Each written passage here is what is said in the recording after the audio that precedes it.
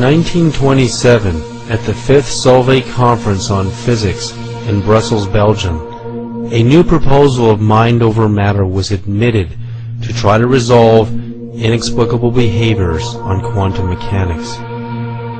With the greatest minds in physics attending, such as Einstein, Pauli, Dirac, Bohr, Heisenberg, Curie, de Broglie, Schrödinger, just to name a few, the subject of consciousness and the atomic world was at hand. Heisenberg and Bohr approached Einstein with a new theory that the minds of the researchers were affecting the results of the experiments. The mathematics of predictability were not repeatable and reliable enough to explain what was happening. Einstein could not accept this at first because it violated all mathematical models. Years later, he admitted it was happening. Einstein said, "Anyone who becomes seriously involved in the pursuit of science becomes convinced that there is a spirit manifest in the laws of the universe, a spirit vastly superior to that of man." A spirit is not a mechanical force like gravity, electromagnetism, or the strong and the weak forces. A spirit is consciousness. So for Einstein to have made this great transformation can only mean that something convinced him that it was really happening, that the universe is alive, and we are part of it. Did great powers hide the truth about what was discovered at the conference because they knew they could not control us if we knew the secret powers of our minds and collective consciousness? All matter originates and exists only by virtue of a force. We must assume behind this force is the existence of a conscious and intelligent mind. This mind is the matrix of all matter. Max Planck, the father of quantum physics. The secret of mind over matter was known 18 years before the first atomic blast at Trinity Site, New Mexico, July 22, 1945. Our current science cannot handle consciousness.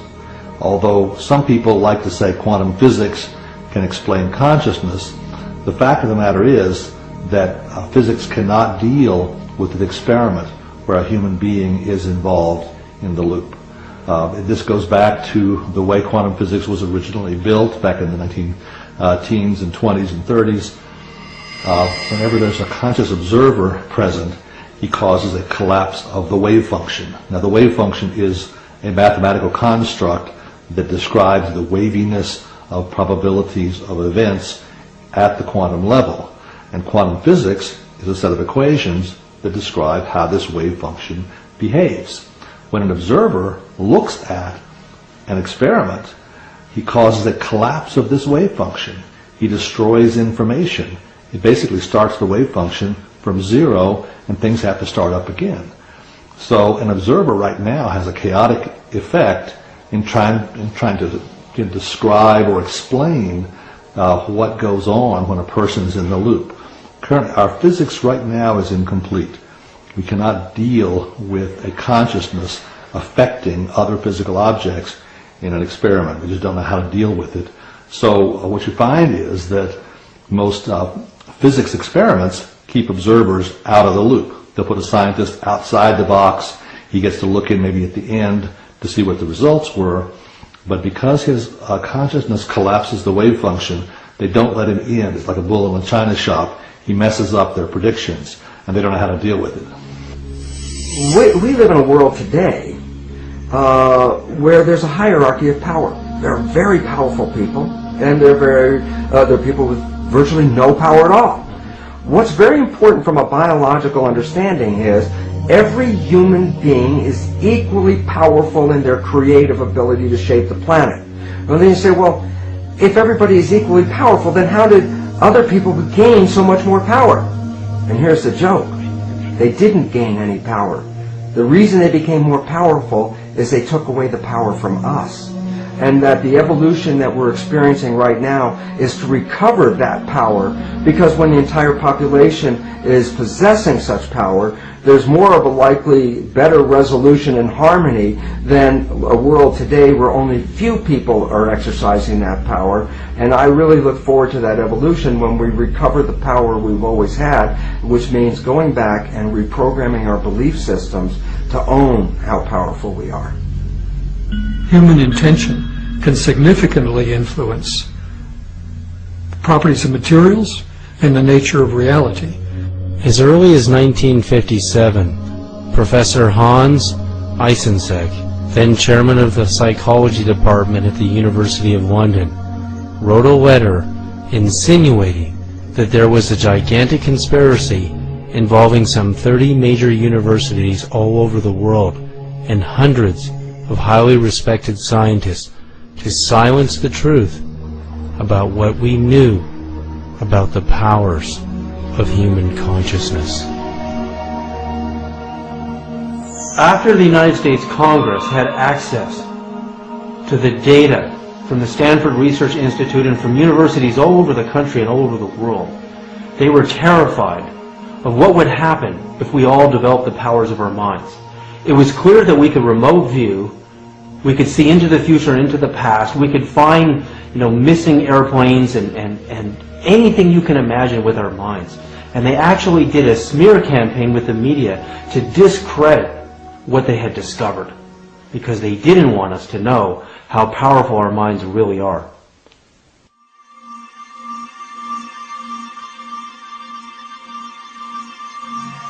What is the language of quantum communication? How does the universe communicate from subatomic particles, wavelets, superstrings, atoms, planets, to stars, galaxies, and all living beings? Is there a communicative symphony happening all the time that remains invisible to our current technology and awareness? What if we understood its secret? Oh my God, we would know how to talk to the Creator, nature, science, and each other, and interstellar civilizations. Are we in communication before we meet in person? How do we as human beings communicate with each other? How do we find our true love, life partners, our soul matches, our families, business partners, our careers, teachers, and life purpose? And how do we find God?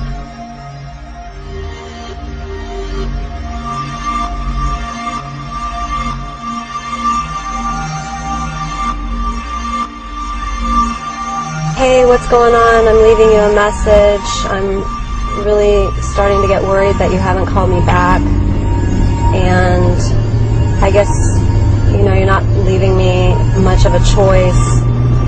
I'm going to go ahead and tell you what I've been needing to tell you via voicemail, even though it makes me very uncomfortable to do that. Yeah, heart disease, the body is not a separate entity, all its different parts just acting alone. There's a mind-body interaction that has a lot to do with the development of disease in general. I just wanted to let you know that I can barely live without you. I was paralyzed a couple of days ago, and I don't know, I've never really had the courage to tell you that you're the one for me and I can't live without you. Stress on the brain will cause output of energy into the body that affects all your organs. It seems that some people have the propensity to discharge brain stress into various parts of their body, and certain people channel their distress into usually one place. It's really ironic. Some people get back pain from stress. Some people get chest pains from stress. Some people get ulcers from stress. Some people get upper neck and headaches from stress. This is all channeled energy and distress from the brain going to various parts of the body and manifesting as physical findings and signs from essentially brain stress being channeled elsewhere, because the brain, I think, has only a certain capacity to hold on to nervous energy, then it has to discharge it into the body. So there's a definite mind-body connection. A lot of people channel their stress into their heart, and we know that stress and adrenaline that's produced by stress goes into the heart and can affect the heart in an adverse way that can create abnormal heart rhythms, spasm of the arteries of the heart, and clogging up of the arteries of the heart due to adrenaline causing platelets, which are the blood clotting material in the body, to coagulate. Adrenaline does all that, and in addition to spasm of the arteries. You see, the heart is an electrical organ. It produces by far the strongest source of bioelectricity in our body, up to 40 to 60 times stronger than the second most powerful source, which is the brain.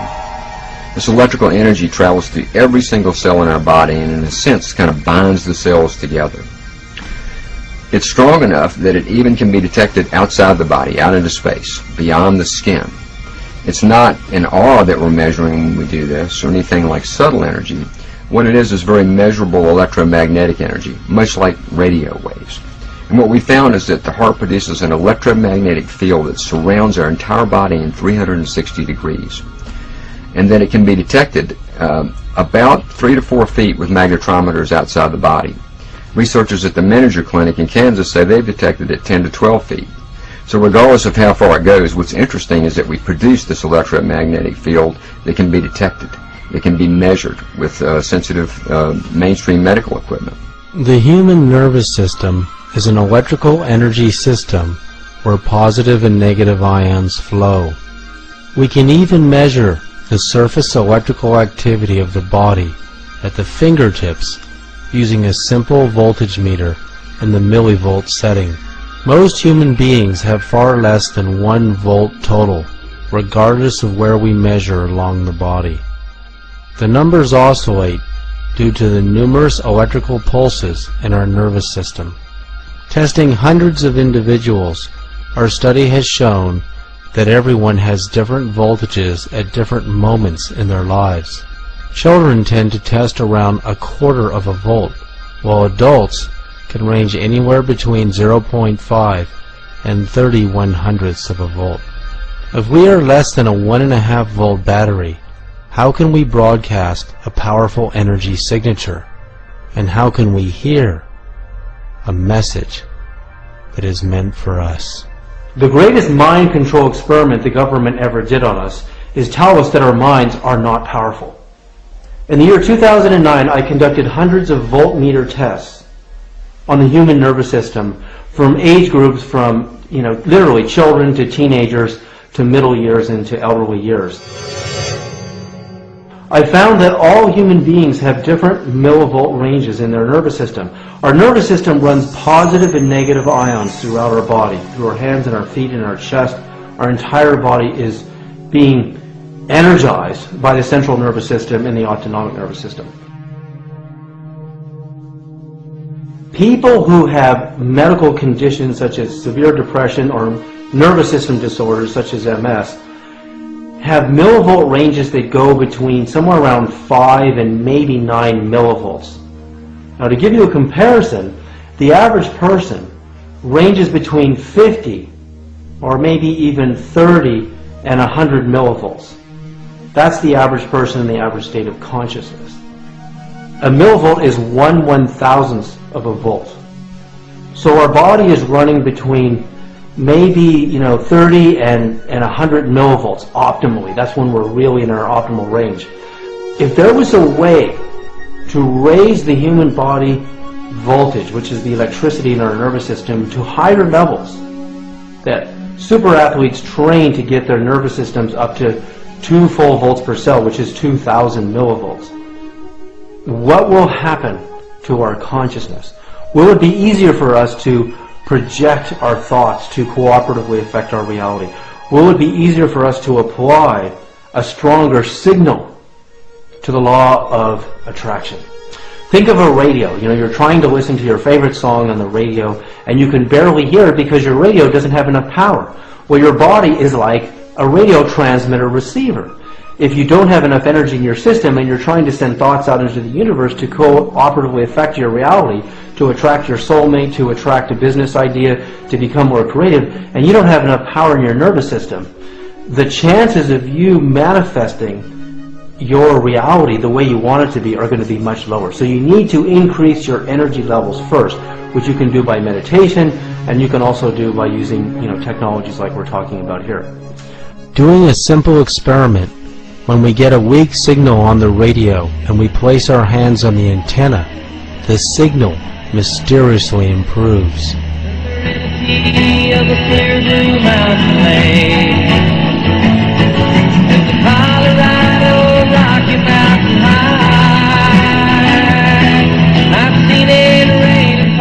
This is scientific proof that we are likened to an antenna that receives messages from the beyond. Our future soul match might be trying to broadcast us a message, but if we are not tuned, we will not hear what they are trying to tell us. You either need more power or a more finely tuned radio. Did the ancient stone builders know the secret healing powers of spiritual vibration stone technology?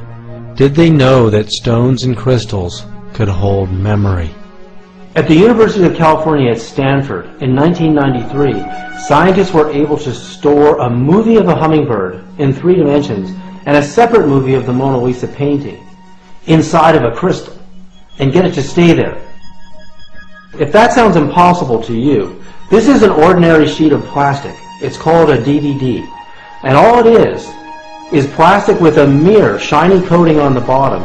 A laser bounces through that sheet of plastic, bounces off the mirror coating on the bottom, and sends back the information, a movie, a song, your computer files, whatever you want to store in it, to retrieve it so that you can see pictures, you can hear songs, you can hear voices, and you can see photographs and all of your data files in ordinary plastic.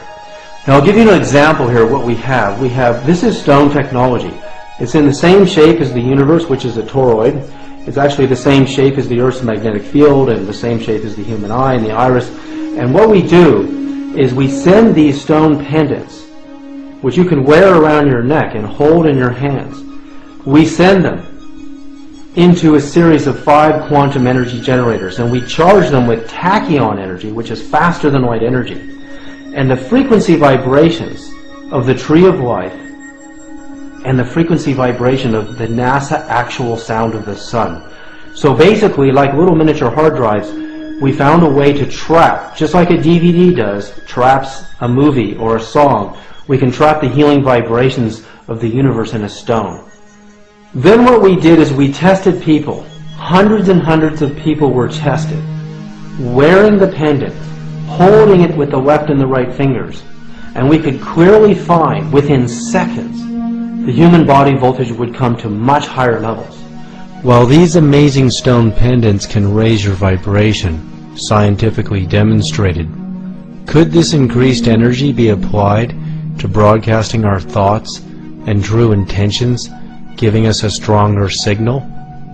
Super athletes and psychics and healers and telepaths have much higher body voltage than the average person. Dr. William Tiller conducted human voltage studies on human beings who were Qigong masters or healers, demonstrating extrasensory abilities. 50 to 100 millivolts is natural. If you put electrodes on the ear, which is a norm for the body in physiological tests, then you're talking about a few millivolts. But if you're working with a healer, as we did some experiments, copper wall experiments with Elmer Green and I did this back in the 70s, then the healer, you can measure body voltages on the walls, and we found that a healer could increase the body voltage on a wall, reflected, of course, from the body or received by transmission from the body, 25 volts, 50 volts, 100 volts, 250 volts. We have been able to get signatures of that size. And basically I was very interested in that, and I created a theoretical model that what happens when a healer is projecting healing to someone, that at some place in the body there is a site where the action occurs to bring about this transmission of energy. And when I looked at Elmer's data, he had 5 pieces of experimental data. He had the voltage on the ear, and he had voltage on 4 walls. One in front, one behind, one above, one below. So 5 equations and 5 unknowns should solve, and so I solved those equations, and I found that for this particular healer, the source, the primary source, was the Dantian point, just below the belly button. Is our bioconsciousness likened to a living computer system, having its own power supply, memory, feelings, and the ability to transmit information? Well, imagine that you yourself have been designed, evolved, to be the most positively brilliant quantum level computer processor, solution generator, ever evolved, designed, devised on planet Earth. The huge problem is that over the course of us growing up, most of us have taken on a whole series of computer viruses. So imagine that within yourself you might have as many as 100 major viruses, which are clogging the ability of that computer to function at its most brilliant levels. But on the other hand, imagine if you could learn to clear that processor to the point where it would begin to totally hum, in tune with the quantum field, at such a level of openness and vibratory awareness that it would actually begin to function at the level that it was truly designed to function at. What we found is that the frequencies in that field, the electromagnetic energy and the frequencies that are in the radiation from the heart, actually change depending upon what we are feeling. Our emotional state influences changes in that electromagnetic signature. For instance, if we're feeling a strong negative emotion like anger or frustration, it creates what researchers call an incoherent spectra in that electromagnetic field. Lots of different frequencies fighting for power. The pattern looks very jagged and irregular, kind of like you'd see if you were looking at a pattern of an earthquake. And we see that kind of electromagnetic signature again when people are feeling these negative emotions. The good news is that we see a completely different kind of feel when people are feeling positive emotions. You know, really heart-based emotions, emotions that have long been metaphorically associated with heart. For instance, if we're feeling real genuine appreciation or sincere care or real compassion, what we see in that field is what's called a harmonic spectra. The frequencies are now working together. They create what's called a harmonic sequence. They're not fighting for power, they're supporting one another. And all of these changes occur because of what we do as human beings. The emotional qualities that we are bringing to life affect that field. Now you take that a step further. The field surrounds us in 360 degrees. We're broadcasting that energy, first of all, to our own bodies, but we're also sending it out into space. So in a sense, we are communicating our emotions through an electromagnetic field produced by the heart. So there's a lot more research to be done on this because now we've moved beyond biology into physics. Now we're into electromagnetic fields. How do these fields affect one another? How do they affect each other? These are all interesting questions that we have ongoing research to come up with definitive answers for. And I think it's just the beginning. I think that what we're measuring is some of the densest energy produced by the heart, and that there's another subtle energy component of heart that's far more powerful, far more interesting, and that radiates far beyond just a few feet. And all that will be discovered in the next few years. Of all the energy centers of the body, the heart center produces the strongest signal. With heart disease being the world's #1 cause of death, and the heart center being the main broadcast power center of the body, we have to nurture and respect it as if our lives depend on it. If we intend to send out a signal to attract a response, and our central power source is damaged, we will be sending out a weak signal. And the question is, do the magnetic laws of attraction hear a weak signal?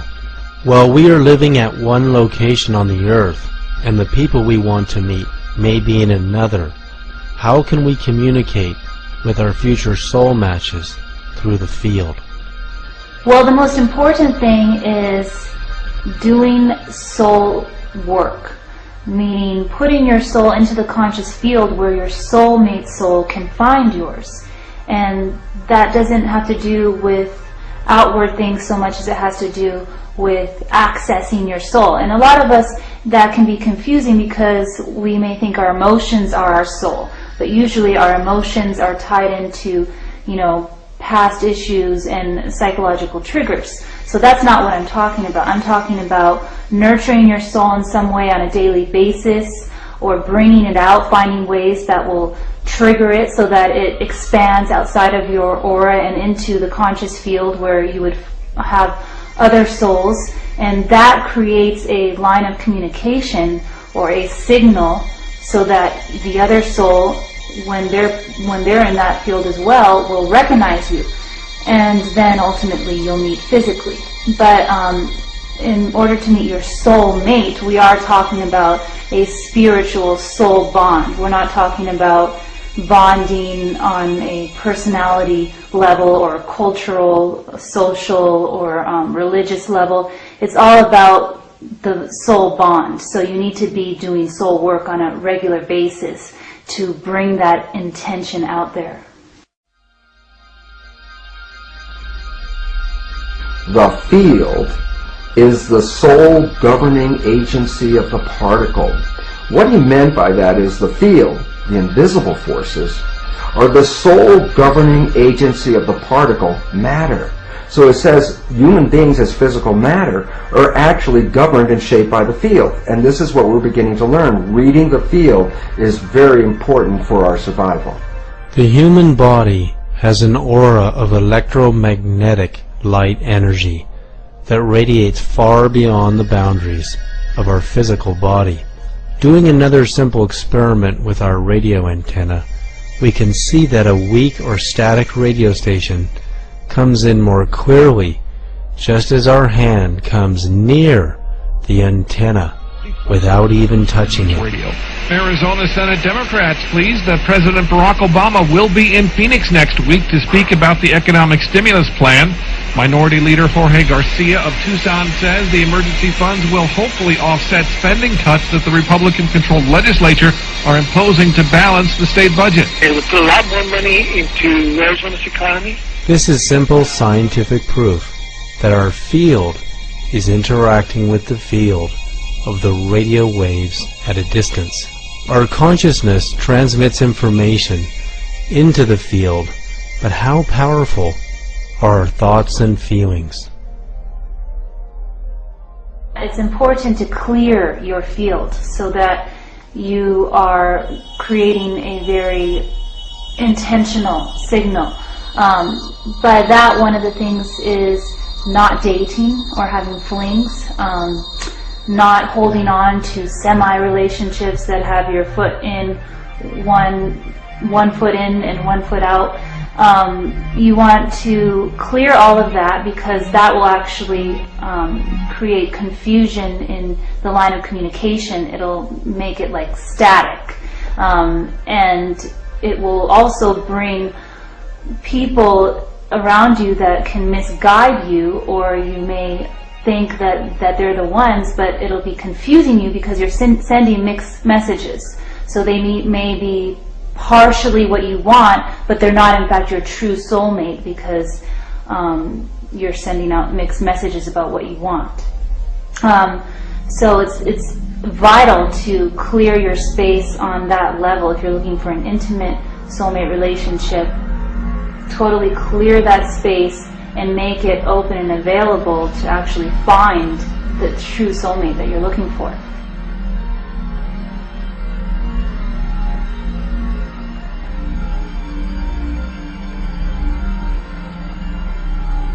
As all 7 of our body's energy centers send out living light waves of different frequencies and amplitudes, they are also sending out our personal information. This means our inner spiritual architecture represents a personal signature of our knowledge, experiences, desires, feelings, true intentions, and deepest thoughts. This signature will be met with a response, whether we are conscious of it or not. One of the ways to understand the mystery of attraction, the mystery of what pulls some people together, why one woman will turn a man on and that same woman will not turn another, why one man will just make a woman open up in feelings of love, and that same man will be nice to another woman, but she doesn't have those same feelings to her. There's a actual dynamic between the different energy centers in the body. If we look at the 7 basic energy centers, they're like circuits in the body. And we're not all, as individuals, we're not completely whole in that all those circuits are connecting all the time. For example, I just spend time with some people and suddenly I naturally feel smarter. I feel brighter. That's because their circuits are activating a part of my circuitry that makes the energy flow more completely. Often people go to a spiritual teacher and they'll put them on a pedestal because just in the presence of that person they feel so spiritually more awakened. One of the higher centers starts to open. Well, it's not that that person sitting there would have that effect on everyone, nor does that person necessarily have all their circuits together at all. It's just that they happen to have 1 or 2 circuits that are open that complete another person. In a similar way, it's like a man being turned on to a woman over here and another man not being turned on. This woman literally activates some circuitry inside of this man that completes his energy center, so now energy is flowing to the sexual center. There's always been known in the past the muse. The muse would inspire the writer. If he didn't have the muse, that little circuitry that allows him to express what's inside of him simply couldn't be connected. So that's what the muse does. So in a variety of situations, our relationships activate certain circuits inside of ourselves that connect up the different energy centers. Generally, when we find someone that we're in love with, someone that we want to share our life with, that's what we often call a soulmate. And that's someone who activates the circuits in our heart. They activate us to the eternalness of love.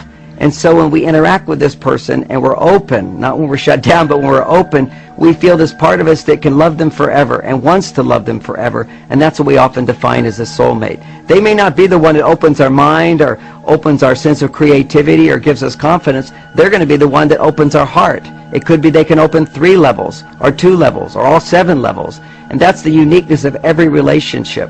Never look for perfection in a person, but to know that the perfect relationship for us is someone who stimulates in us, when we're feeling centered, they stimulate within us a feeling, a knowing that this is a person I'd like to share my life with. In their presence, I become a better person. The people we meet and the spiritual experiences we attract by coincidences may not actually be coincidences. They may be the results of our personal broadcasting. So when you want to make contact with your soulmate in the conscious field before actually meeting them in person, it's when you're actually doing your soul work on a daily basis that you want to put those intentions and feelings into the field. What I mean is, like during meditation or prayer, you want to put the feeling tone of wanting to meet your soulmate into that space. Or if you're writing about your inner emotions and desires, you want to put that feeling tone there. Or if you're just nurturing yourself, put the feeling tone of having a soulmate relationship in that space, in that soul work space, which will go into the conscious field.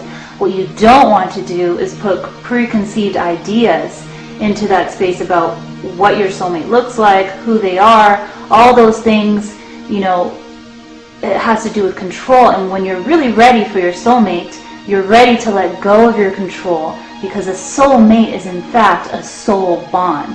It doesn't have to do with all those outward, you know, conditions or ideas. It has mostly to do with that soul connection. So that's why I say you put the feeling tone in that special space more than anything.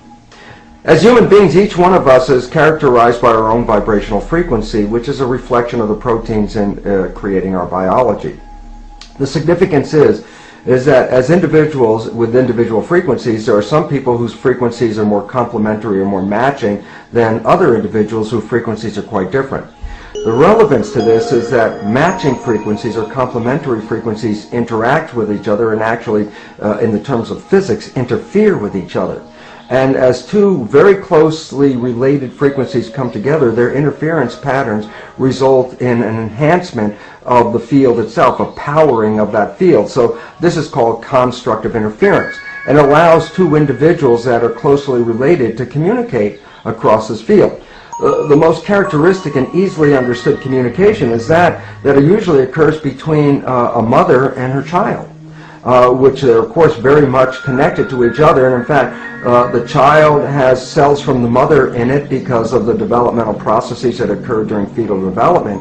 And more importantly, the mother has stem cells from her child in her body as a result of fetal development as well. So that both the mother and the child are actually sharing cells with the same receptor frequencies on them. And as a result, and this is very interesting because mothers will report this, that they will know if something is wrong with their child no matter where their child is on the planet. That this is a very, very common experience, that if a child is hurt, a mother will know this even if she's on the other side of the planet. This is just a demonstration of the fact that the communication between individuals can be picked up through this vibrational field, and specifically through the receptors of identity on the surfaces of our cells. Well, the significance of that is it doesn't have to be your own child. It's people that you actually complement with out in the field can communicate across these distances. And very interestingly enough, when people come together as couples and they're together long enough, they can actually begin to use this field as communication mechanism without even using words. So it's very funny sometimes to hear a couple that has been together for a very long time communicate with each other with totally incomplete sentences, with no subjects or verbs, and yet both of them understanding the communication while an outside party has no idea what they're talking about. And that is because we have two levels of communication, the field and via the particle, via the body. So it's interesting that we're now beginning to recognize the fields in effect, and this is very, very critical for both our communal organization as well as our own physiological expression, to recognize the power of the vibrations and how they can influence our own biology. Brainwaves are indicative of consciousness, and consciousness can travel as a wave.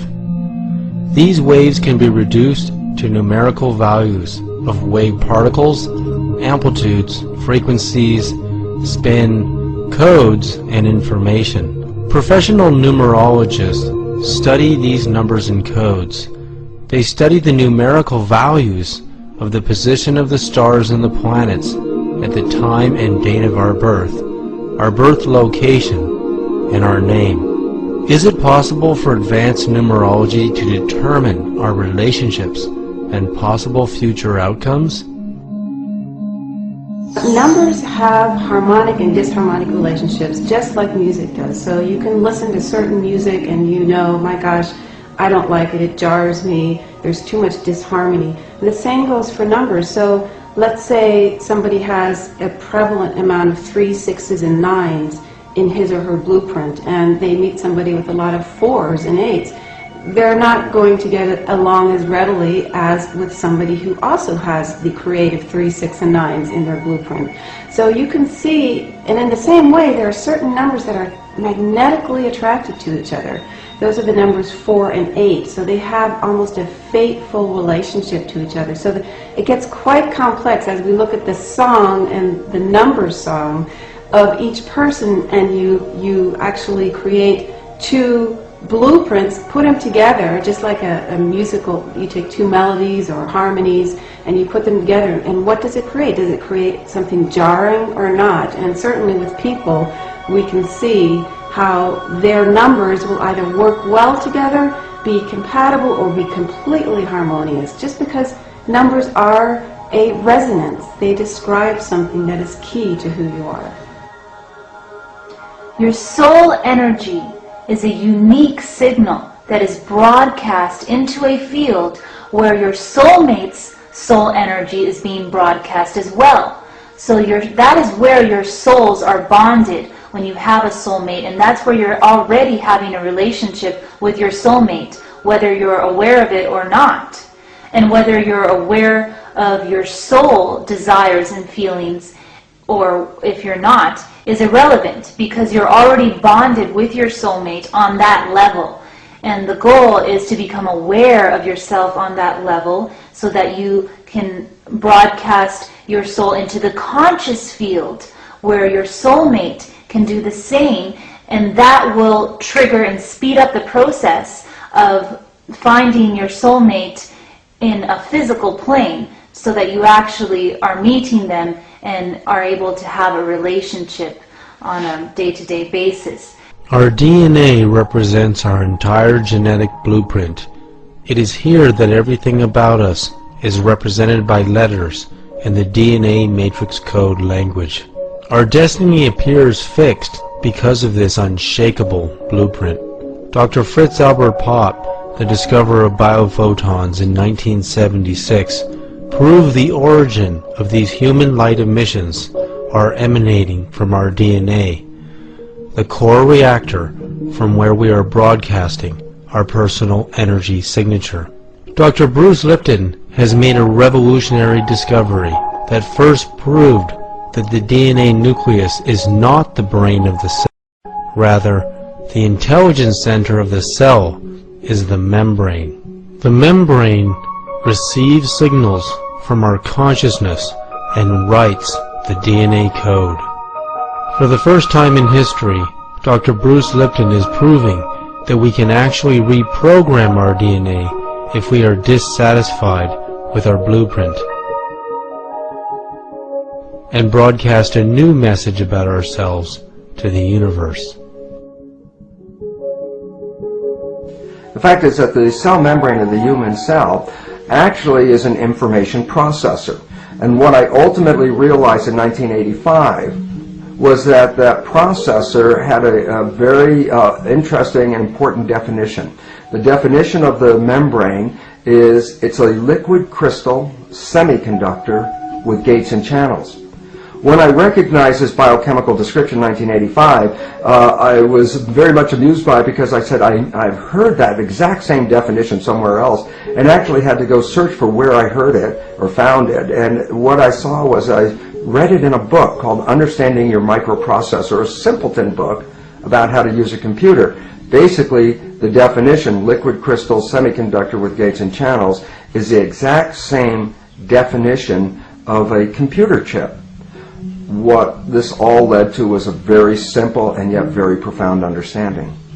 The cell is an information processor because the membrane reads the environment and adjusts the biology. The nucleus of the cell with its genes represents a hard disk, and the genes are programs. Our old belief system is that the nucleus and its programs were read-only memory, so that whatever the genes are, that would be our fate. However, the new insights offered revealed that the nucleus of the cell was not read-only, it was actually read-write.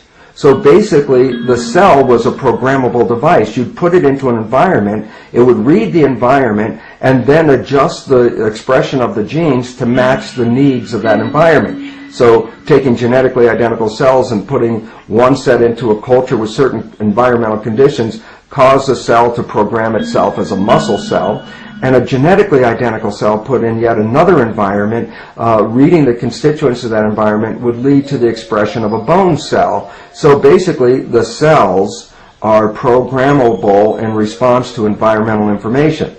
And one last piece, just to tie it together for all of us to understand, is that if you put a culture dish of cells into an adverse environment, then what would happen is that those cells would actually get sick and start to die.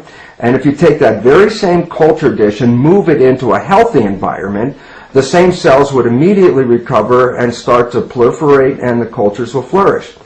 The relevance about all this is that we go back to the nature of a human being and recognize that containing 50 trillion cells, the human body is essentially a skin-covered petri dish. If you take your human petri dish body and put it into an adverse environment, it will cause the cells to get sick and to actually begin to die. And yet if you take that same skin-covered body and put it into a healthy environment, the cells will rapidly recover and begin to flourish again. So the important reality is that our state of health or disease is really a reflection of the environment that we live in and the environment that we perceive.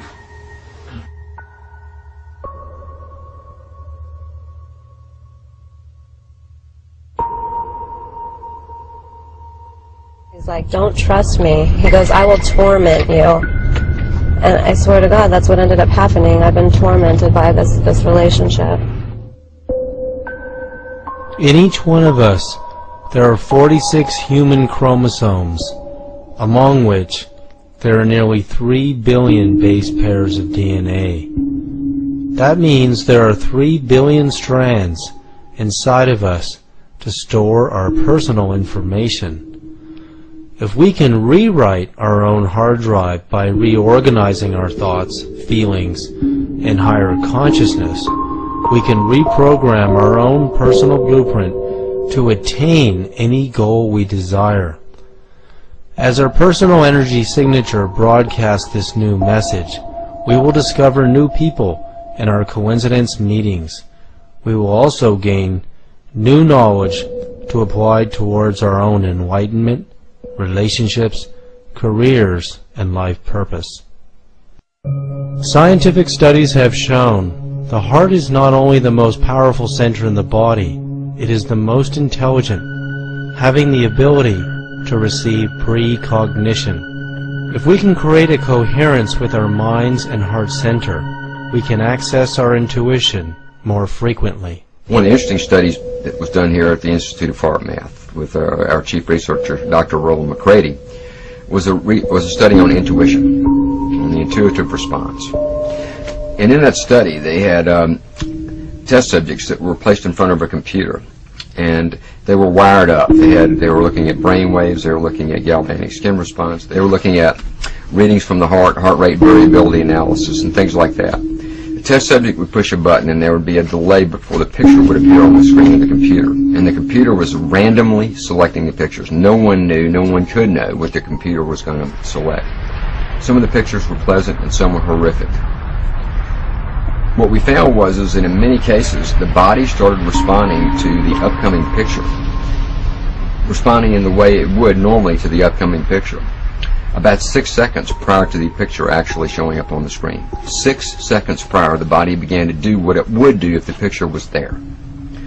It was a very, very complicated study, a very detailed study, published in 2 parts in the Journal of Complementary and Alternative Medicine.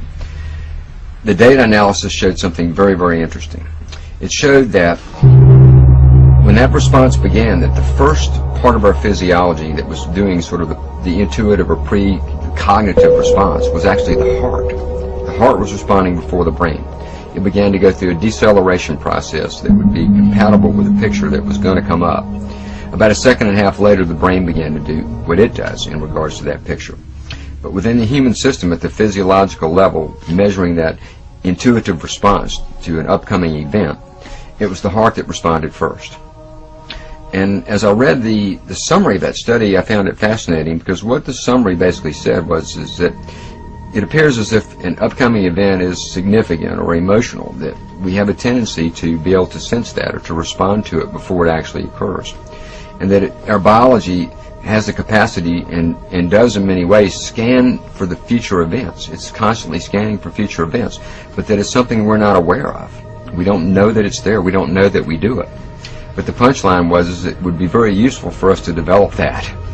And it has a lot of utility, a lot of practicality in how we navigate our lives. And so it's just one study beginning to decode, something that's remained sort of mystical or sort of vague, which is intuition. What is intuition? And I think certainly there's a lot more to go in that area, but this is one study that indicates that there is a response, that the body itself is actually scanning for future events, and that the first responder to that entire process is not the brain, but in fact it is the heart. We know that our whole biosystem begins to shift in terms of what we in sports psychology have been referring to as being in our zone. So when a person learns to open into that more quantum attuned way of being aware and being present, it's like instead of focusing in narrow band, problem focused, fear-based ways, where we're looking at some kind of threat and focused entirely on a problem, and all our internal organs begin to contract, and thus our emotional system begins to go into overreaction. When we're feeling and emoting, when we're being within that zone space, our internal organs begin to open up. They begin to relax. Our awareness field, instead of being narrowband focused, starts to broadband focus. And what studies have shown is that in that state, we actually begin to process way more bits of information per moment. And when we're in that state, we have the experience as though time is slowing down. Because we know from time and motion studies in movie projection that when we feed more frames of information per moment through a projector, it creates the illusion of time slowing down. So this is often what people experience when they're in that zone state of more quantum field, present attuned awareness. They start to feel like they can make much more effective decisions in a kind of ongoing flow-like way. We've all had tastes of what it's like to be in this zone. Those are those magical times when you have a few hours, a few days sometimes, even sometimes a few weeks, where it seems like you just can't do anything wrong. Everything comes up roses. You're in the right place at the right time, the right information comes to you, you start to feel like you're being guided to make the right decision. So this is part of what we're talking about in terms of becoming more quantum level attuned. In 1992, Professor Walter Schempp discovered how atoms communicate with each other over any distance through the field. He discovered in the atom, when electrons are in a higher frequency shell or orbit around the proton, the atom emits light waves carrying intelligent information, similar to the way when we are talking and communicating, our brain waves go into a higher frequency wave state. He found when the electron jumps to a lower frequency wavelength, the atom receives photons carrying intelligent information, as if they are listening, just as when we are listening, we go into a lower frequency brainwave state. The timing of when electrons jump shells to higher or lower frequency orbits is completely random and cannot be quantified by any mathematical predictable formula likened to random human behavior. There are several other behaviors in quantum mechanics that remind physicists of human random consciousness, as opposed to models demonstrating repeatable and reliable mathematical timing, such as the sun rising every day at the precise expected time, and the 9 planets' orbits around it. In the quantum universe, finding precise timing and repetition of events is very difficult in certain functions of the atom and its components. Niels Bohr and Heisenberg presented to Einstein at the 1927 Fifth Solvay Conference on Quantum Mechanics that the minds of the researchers were affecting the angular momentum of the electron's spin around the proton. This was because different data came in when different researchers were conducting the experiments. The data was always random and could not be quantified in a repeatable and reliable mathematical formula. As far as the laws of mathematics refer to reality, they are not certain.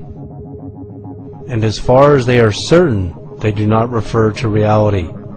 Albert Einstein.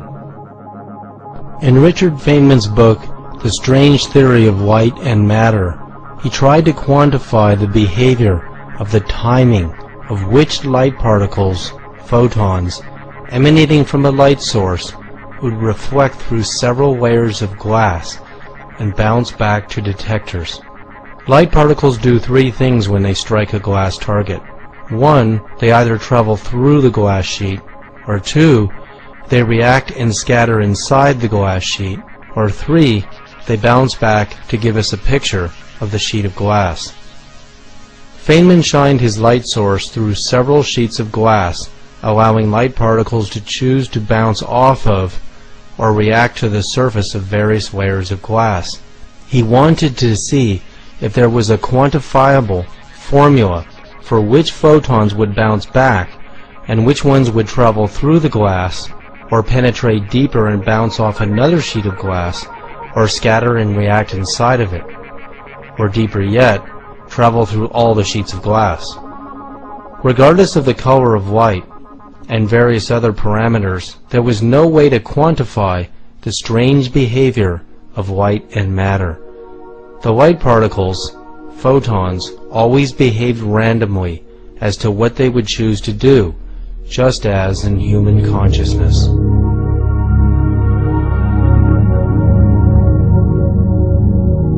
Could human intention be so powerful that it could tell particles of light, photons, to penetrate through several layers of glass and even solid barriers? PhD psychologist Stanislav Ojak has demonstrated his power of intention over the film plane of a camera.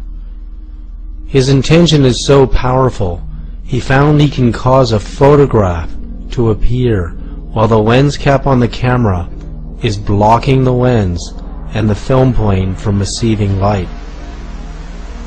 He has done this hundreds of times.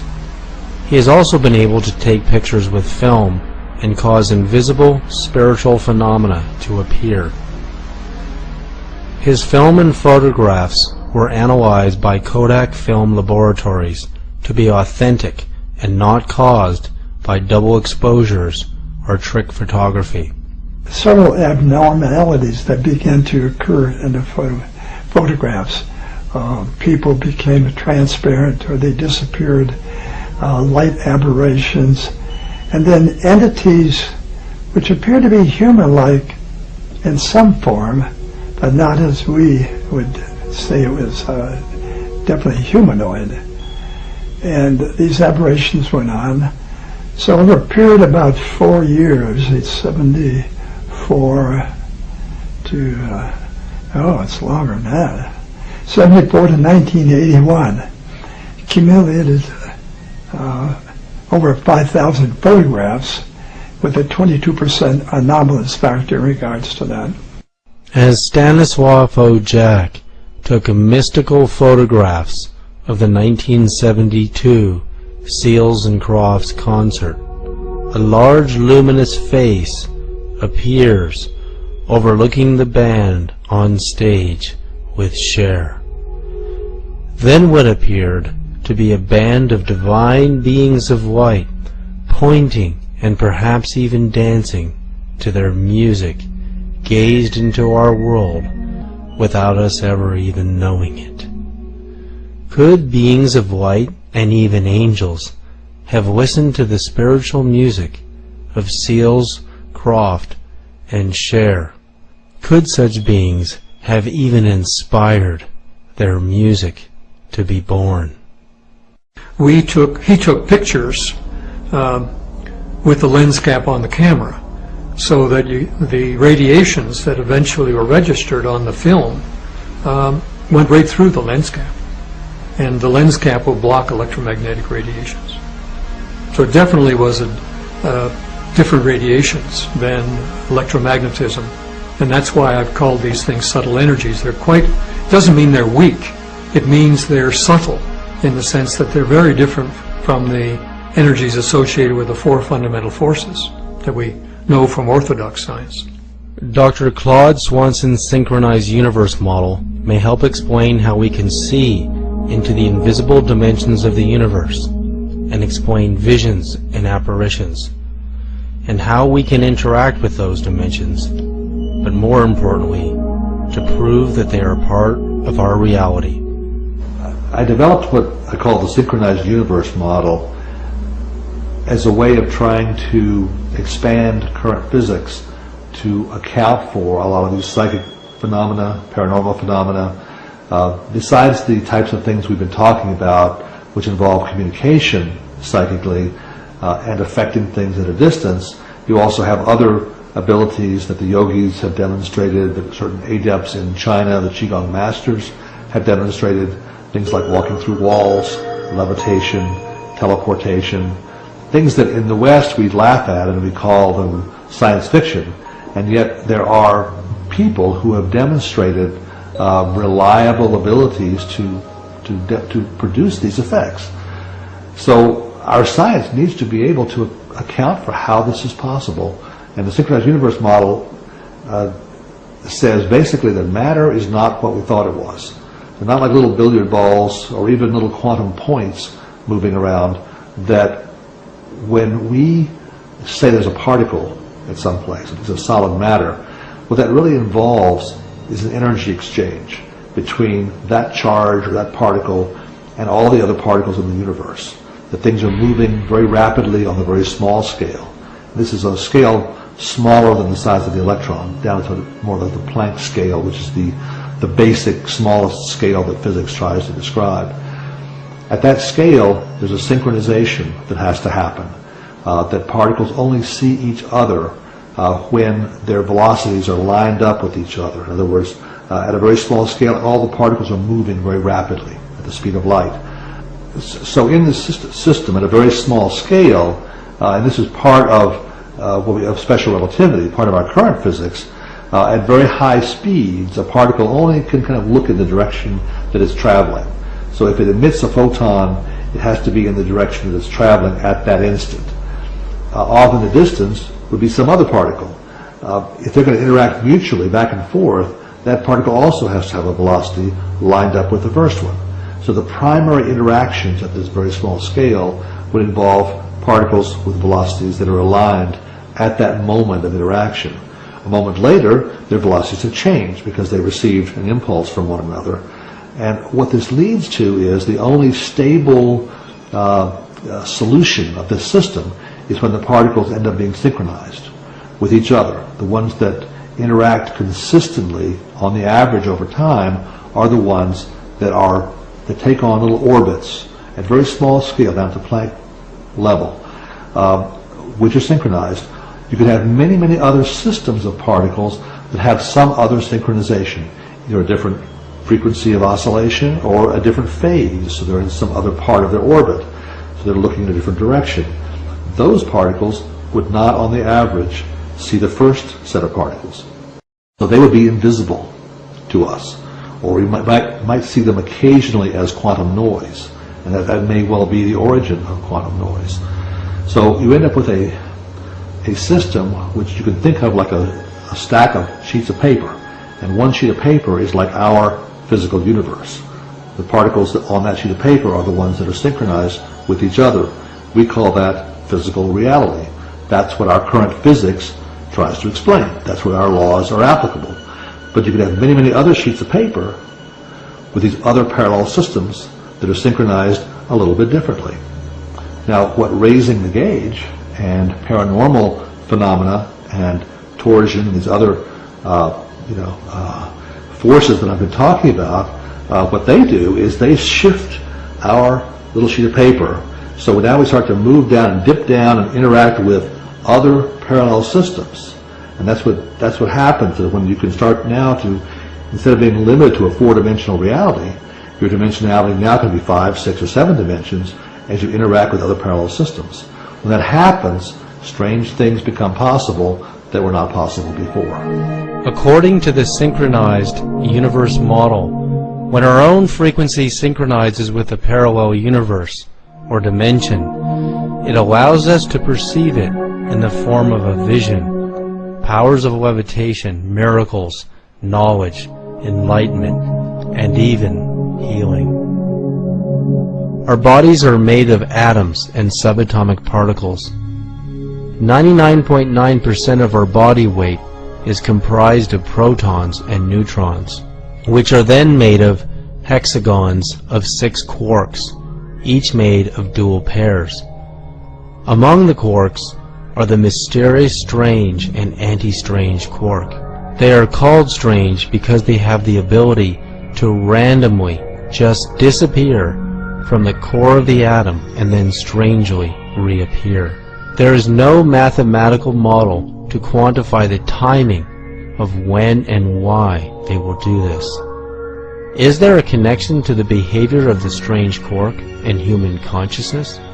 Knowing that we are also made of a significant percentage of strange quarks, that portion of us is dematerializing and rematerializing at random all of the time. No one has been able to determine where the strange quarks travel to, other than the fact that they disappear into other dimensions and reappear. Do they travel to other dimensions to gain information or to communicate at a distance? This behavior demonstrates that part of our consciousness does travel into other dimensions. Can this help explain communication at a distance and mental telepathy? In the 1970s, President Carter, the CIA, and the Air Force used 2 psychics trained in remote viewing to locate a lost Russian Tu-22 bomber, which no other forces could find. The remote viewers gave blind latitude-longitude coordinates that led Air Force officials to point their satellite cameras deep into the jungles of Africa, precisely where the Russian Tu-22 had crashed. The significance of the case where Carter talks about how remote viewers were used to find the missing bomber that had gone down in the jungle shows that remote viewing can be very accurate and can be useful. Now his comments about the case were a little bit of an oversimplification. There was more than one remote viewer actually involved. They do it several times to check one another. But the fact is that remote viewing, number one, can be very accurate, and number two, was really used for important cases over an extended period of time. And even though they claim that it's finished and there's no more remote viewing going on, that's what they said before they admitted that this program was there too. So you can make your own conclusions about that. The point is that consciousness really can be used to give us information that might otherwise be unobtainable. Later, in 1979, Congressman Charles Rose, then chairman of the House Subcommittee on Intelligence Evaluation, reviewed the U.S. government's secret psychic spy program. He then warned that if the Russians had this ability and we didn't pursue it further, we would be in serious trouble.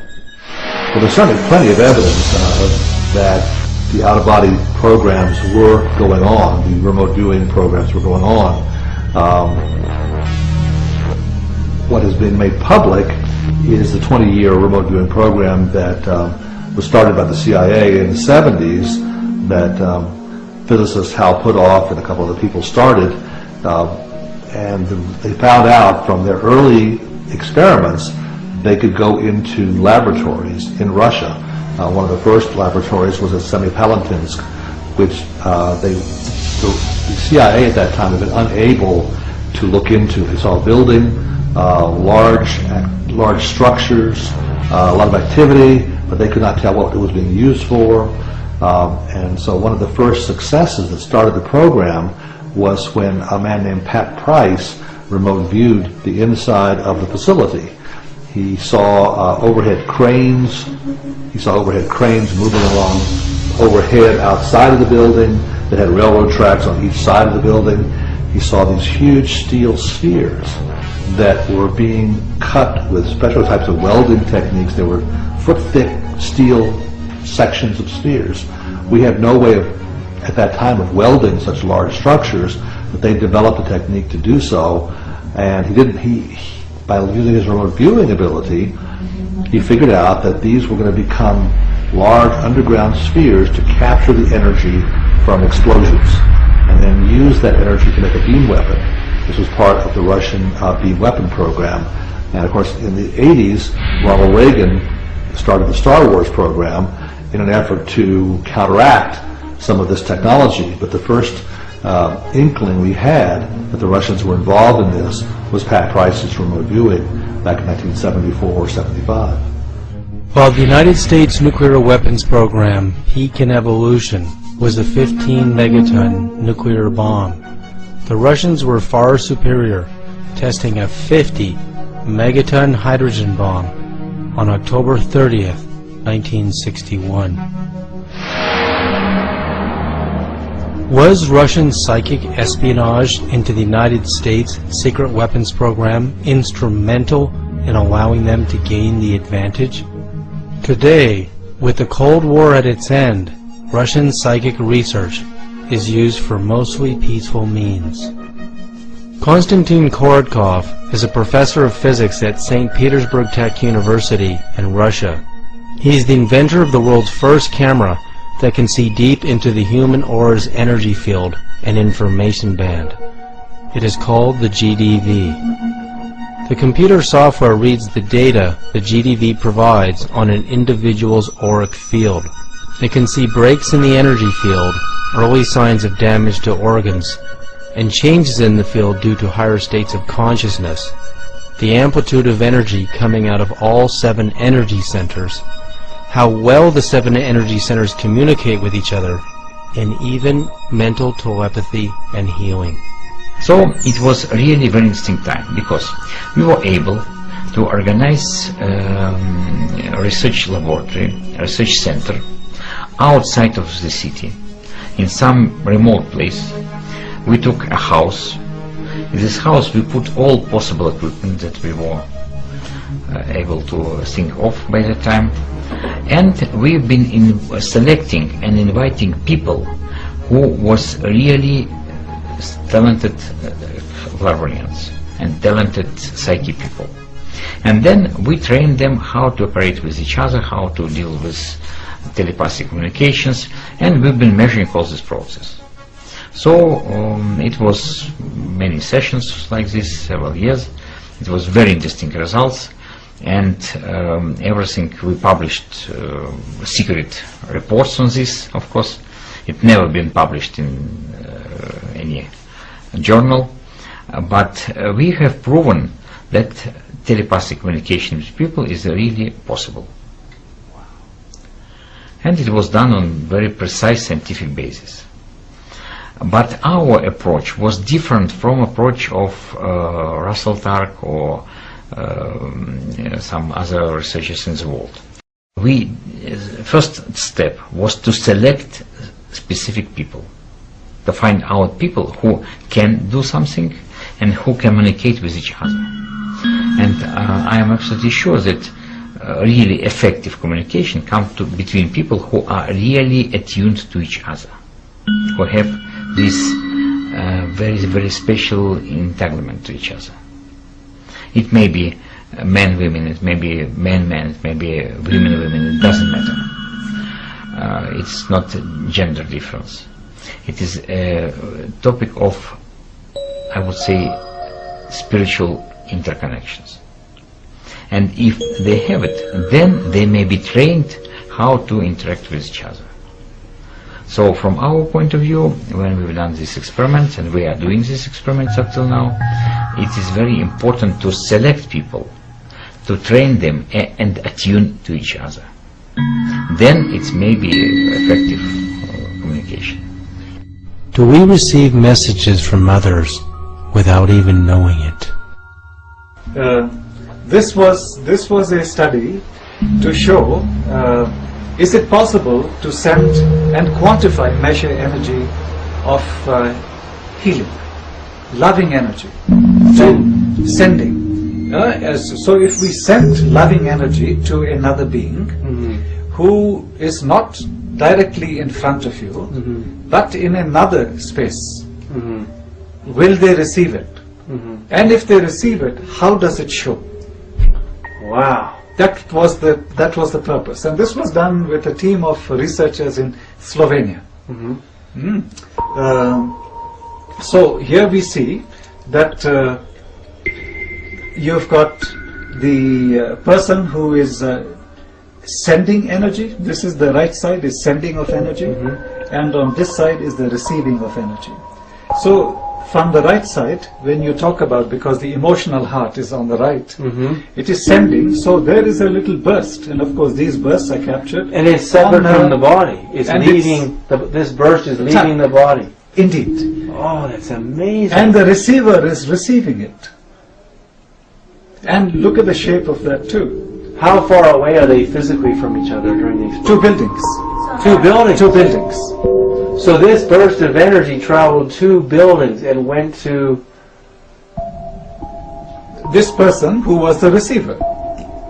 And this is documented scientifically as biophoton emissions. Yes, yes. If we attempt to send someone we are tuned into a message with our mind, will they hear it? Will they receive it? Protocol where we have instruments on both people, both sender and receiver, and they physically situated in different places, and it may be in different places in Moscow and St. Petersburg, or Moscow to St. Petersburg, or Himalaya to Moscow, Nepal to Moscow, Venezuela to Moscow. So we did a lot of experiments of this kind. In any situation we have time that is related to astronomical time, and it's all now possible by GPS to correlate all this. And we were able, and we are measuring moment of sending emotion, because we are sending not images, not some pictures, not letters, but we are sending emotions. And the aim to detect those emotions on the other end. So we are measuring sending and response from biophysical measurements. This is electrophotonics and balancing platform. So we can really detect the moments of sending and receiving. And in all our experiments we demonstrate that it is no time shift. Not zero. Zero. Instantaneous action at a distance. Absolutely. Instantaneous effect.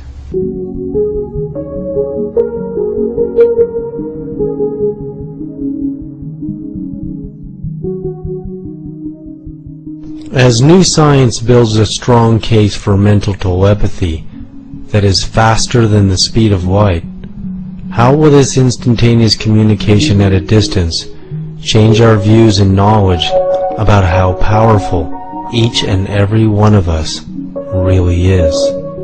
That after all our experiments on telepathy, it became clear that in principle you can contact any person in the world if you can attune yourself to this particular person.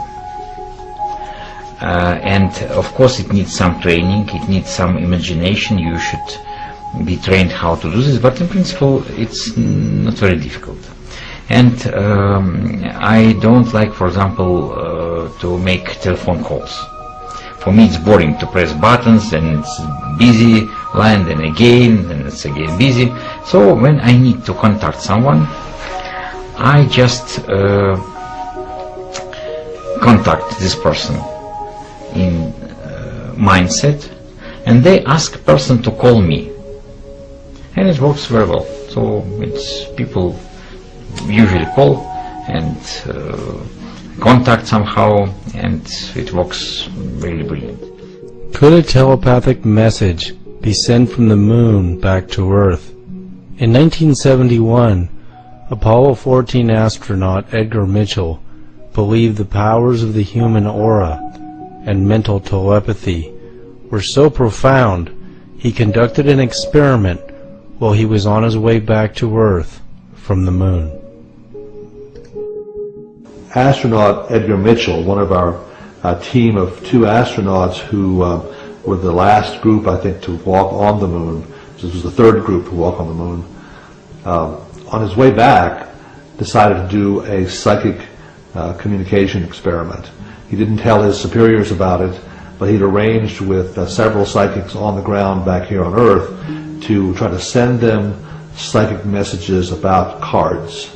There's a set of cards called the Zener cards, which have patterns on them, and during several intervals on the way back from the moon, he was 200,000 miles or more from the Earth at some of those times, he would send these signals back to psychics on the Earth. When he got back, he compared what he was sending with what they'd picked up, and the answers that they had received were accurate enough. They were well above chance, and they were showing that ESP was working even over those large distances. So at our present time, it appears as though that we don't know of any limits in terms of distance or time for psychic communication. Subtle energies all go faster than light. Now, when I'll ask you to visualize a reaction equation, as if you've got a blackboard in front of you, and I'll write mass with arrows back and forth to energy. That is basically what we've done for the last 400 years in orthodox science. And the connection link is Einstein's E equals mc squared. Well, now we want to expand traditional science to include human consciousness. Our experiments show that works now in this world we live in. But we don't all agree what consciousness is. So let's not ask what consciousness is, let's ask what consciousness does. Astronaut Edgar Mitchell found that consciousness has a better quality signal in space. Scientific studies seem to confirm that consciousness travels instantaneously over any distance. At least it appears that way over the known Earth to Sun maximum distances measured thus far. Dr. William Tiller calculates that due to the fact that consciousness cannot be blocked by any barrier, including lead and mountains of rock, which are capable of blocking the highest frequency gamma rays, consciousness must be of a higher frequency than the gamma ray spectrum to allow it to penetrate these barriers. Also, in order for consciousness to appear to travel instantaneously over Earth to Sun distances, it would have to at least travel at the speed of light squared, which is 34.7 billion miles per second. Oh, the theory is that they all travel faster than the velocity of light, and that's why they're non-observable. And the magnetoelectric energy, its top velocity, from my theory, is that it's c squared. So it goes from c to c squared. Dr. Tiller's new model of consciousness has multi-dimensions. It starts with the second chakra being capable of sending consciousness as coherent information at a frequency beyond the gamma ray spectrum in the magnetoelectric spectrum, with wavelengths so tiny and frequencies so high they could penetrate any subatomic barrier. This level of consciousness can send coherent information at the speed of light squared, or 34.7 billion miles per second. Since the Sun is approximately 93 million miles from Earth, consciousness would appear to travel from the Sun to the Earth in a tiny fraction of a second, 1/373rd. Whereas if you go to the next level, the emotion domain level, it's sort of c squared to c cubed. Dr. Tiller's second level of consciousness, emanating from the heart center, allows coherent information to travel at the speed of light cubed, or 64.64 quadrillion miles per second. This is a level of cosmic proportions.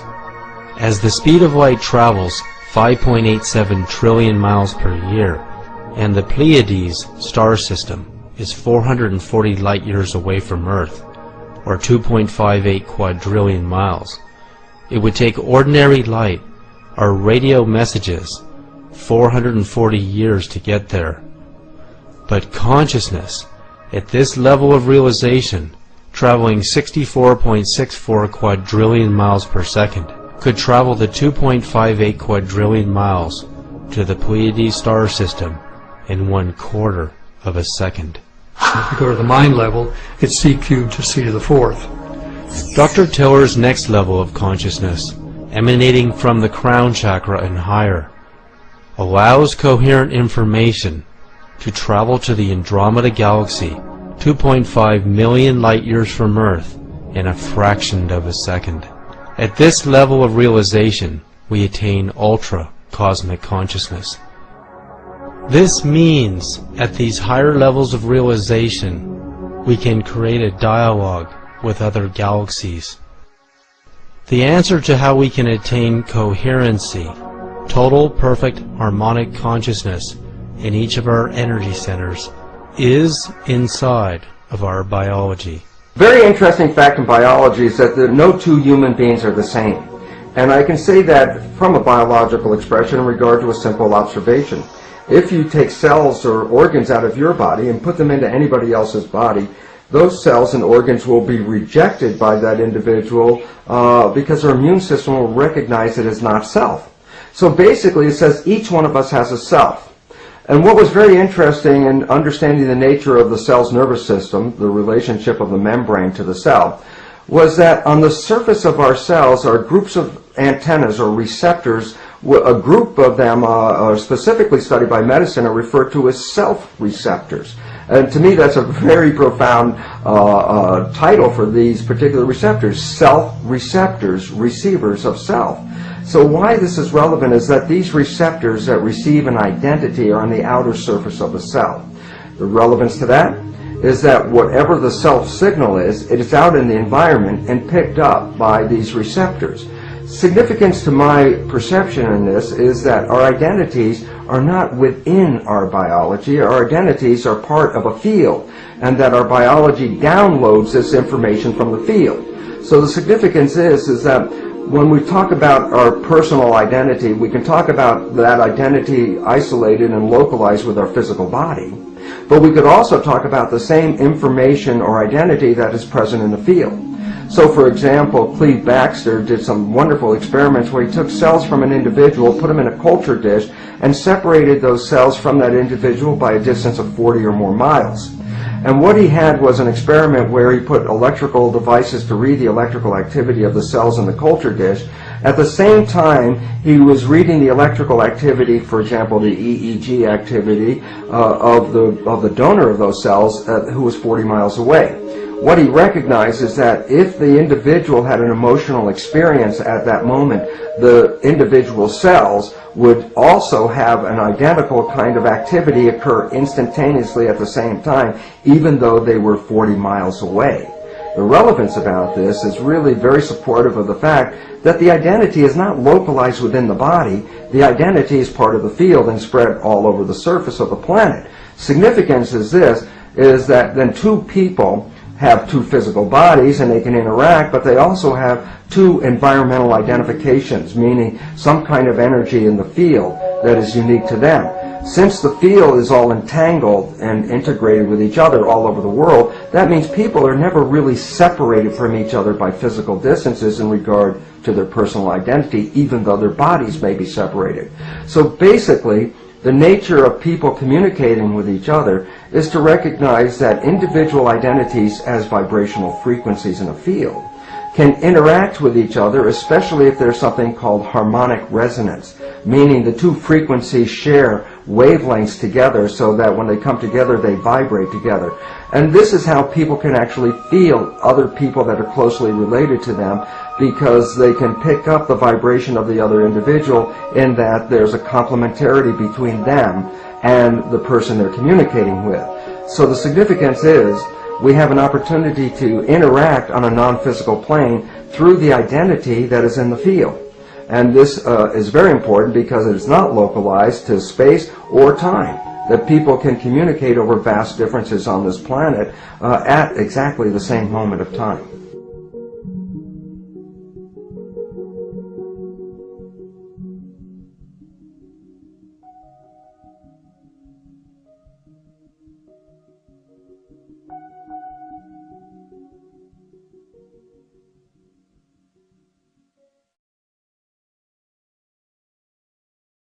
In our current science, there are four basic forces: electromagnetism, gravity, and the strong and the weak forces which occur in the nucleus, and they hold the nucleus of atoms together.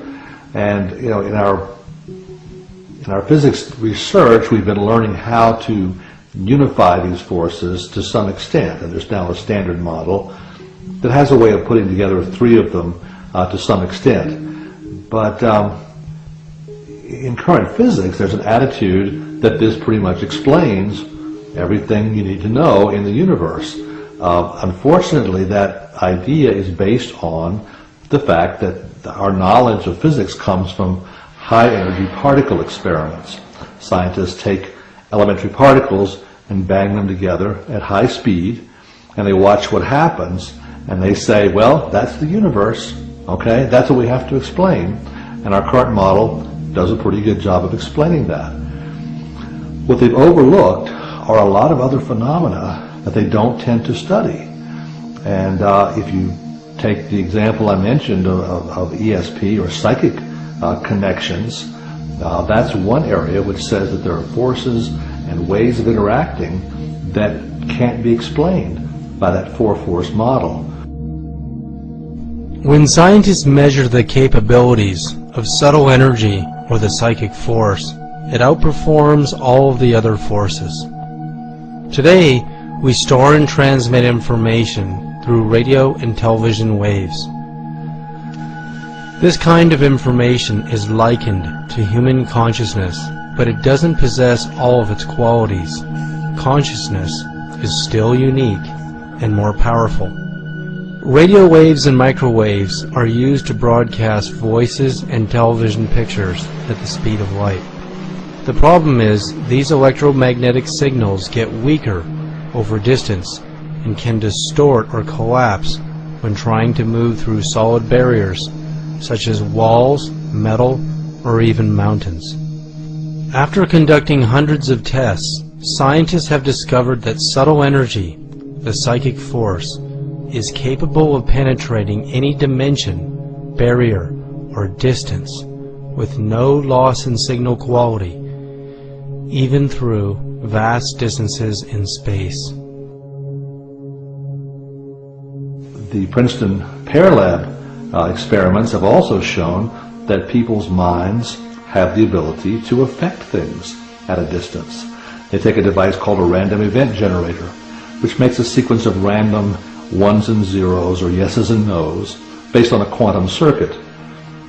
What they have shown is that the mind can affect how that object behaves, what the stream of ones and zeros looks like. And it does not depend how far away you are from the person influencing the experiment. Even thousands of miles away, a person is able to affect the results just as well. So we have an ability to exert a force on distant objects that does not fall into any of the known category of forces. This new force goes through barriers that would normally stop the known forces. It even acts backwards in time in certain types of experiments. This new force, the Russians have called torsion. It's known by a variety of different names. It may be the same thing as what the Chinese call qi, the essence of Chinese medicine. It appears to affect space and time, and by doing so, it affects all the other forces, and it really calls for a new re-examination of physics. Bill Tiller has called this raising the gauge. Dr. William Tiller has conducted hundreds of tests proving that human consciousness or intention can affect the pH value of water over any distance and through any barrier or dimension. Well, let's start with the unstated assumption that's been existing in science for 400 years, since the days of Descartes, and that is that no human qualities of consciousness, intention, emotion, mind, or spirit can significantly influence a well-designed target experiment in physical reality. And so in '97, I set out to seriously test that assumption, having received some important funding from a private source. And so the idea was to design 4 target experiments, set them up with all the kinds of controls you would have in any normal orthodox science experiment, and to then introduce consciousness into the experimental medium. The 4 experiments were the intention was to increase the pH of water by 1 full pH unit with no chemical additions. And the water was in equilibrium with air. The second target experiment was to decrease the pH of the same water by 1 pH unit with no chemical additions, and again in equilibrium with air. And in both cases, the accuracy of the measurement instruments were plus or minus 0.01 pH units. So we were asking for a signature which was the order of 100 times the noise. First, Dr. Tiller did experiments applying direct human intention to water and got positive results. He then was able to capture a human intention as if in a computer hard drive and a bioelectrical intention host device with the instructions to raise or lower the pH value in water. Regardless of distance, repeatedly, the intention was able to affect the pH value in water. Within 3 weeks, the pH had gone up 1 pH unit. And then 3 months later, the Milan folks weighed in, and we said the same thing to them. To be part of the experiment, we wanted them to just measure background. And we used it as a control site for, again, the 3 active sites. And within 1 week, the pH went up 1.7 pH units. And we looked at our data. We found in one of the control sites in Missouri, it was underground, and there the pH had gone up 1.7 pH units. So what we gathered, not only was there information entanglement over as much as 6,000 miles, but that if the measurement site was below ground, the pH went up more than 1 pH unit. If it was 3 stories up in the air, as it was in Bethesda and Baltimore, it only went up 0.8 pH units.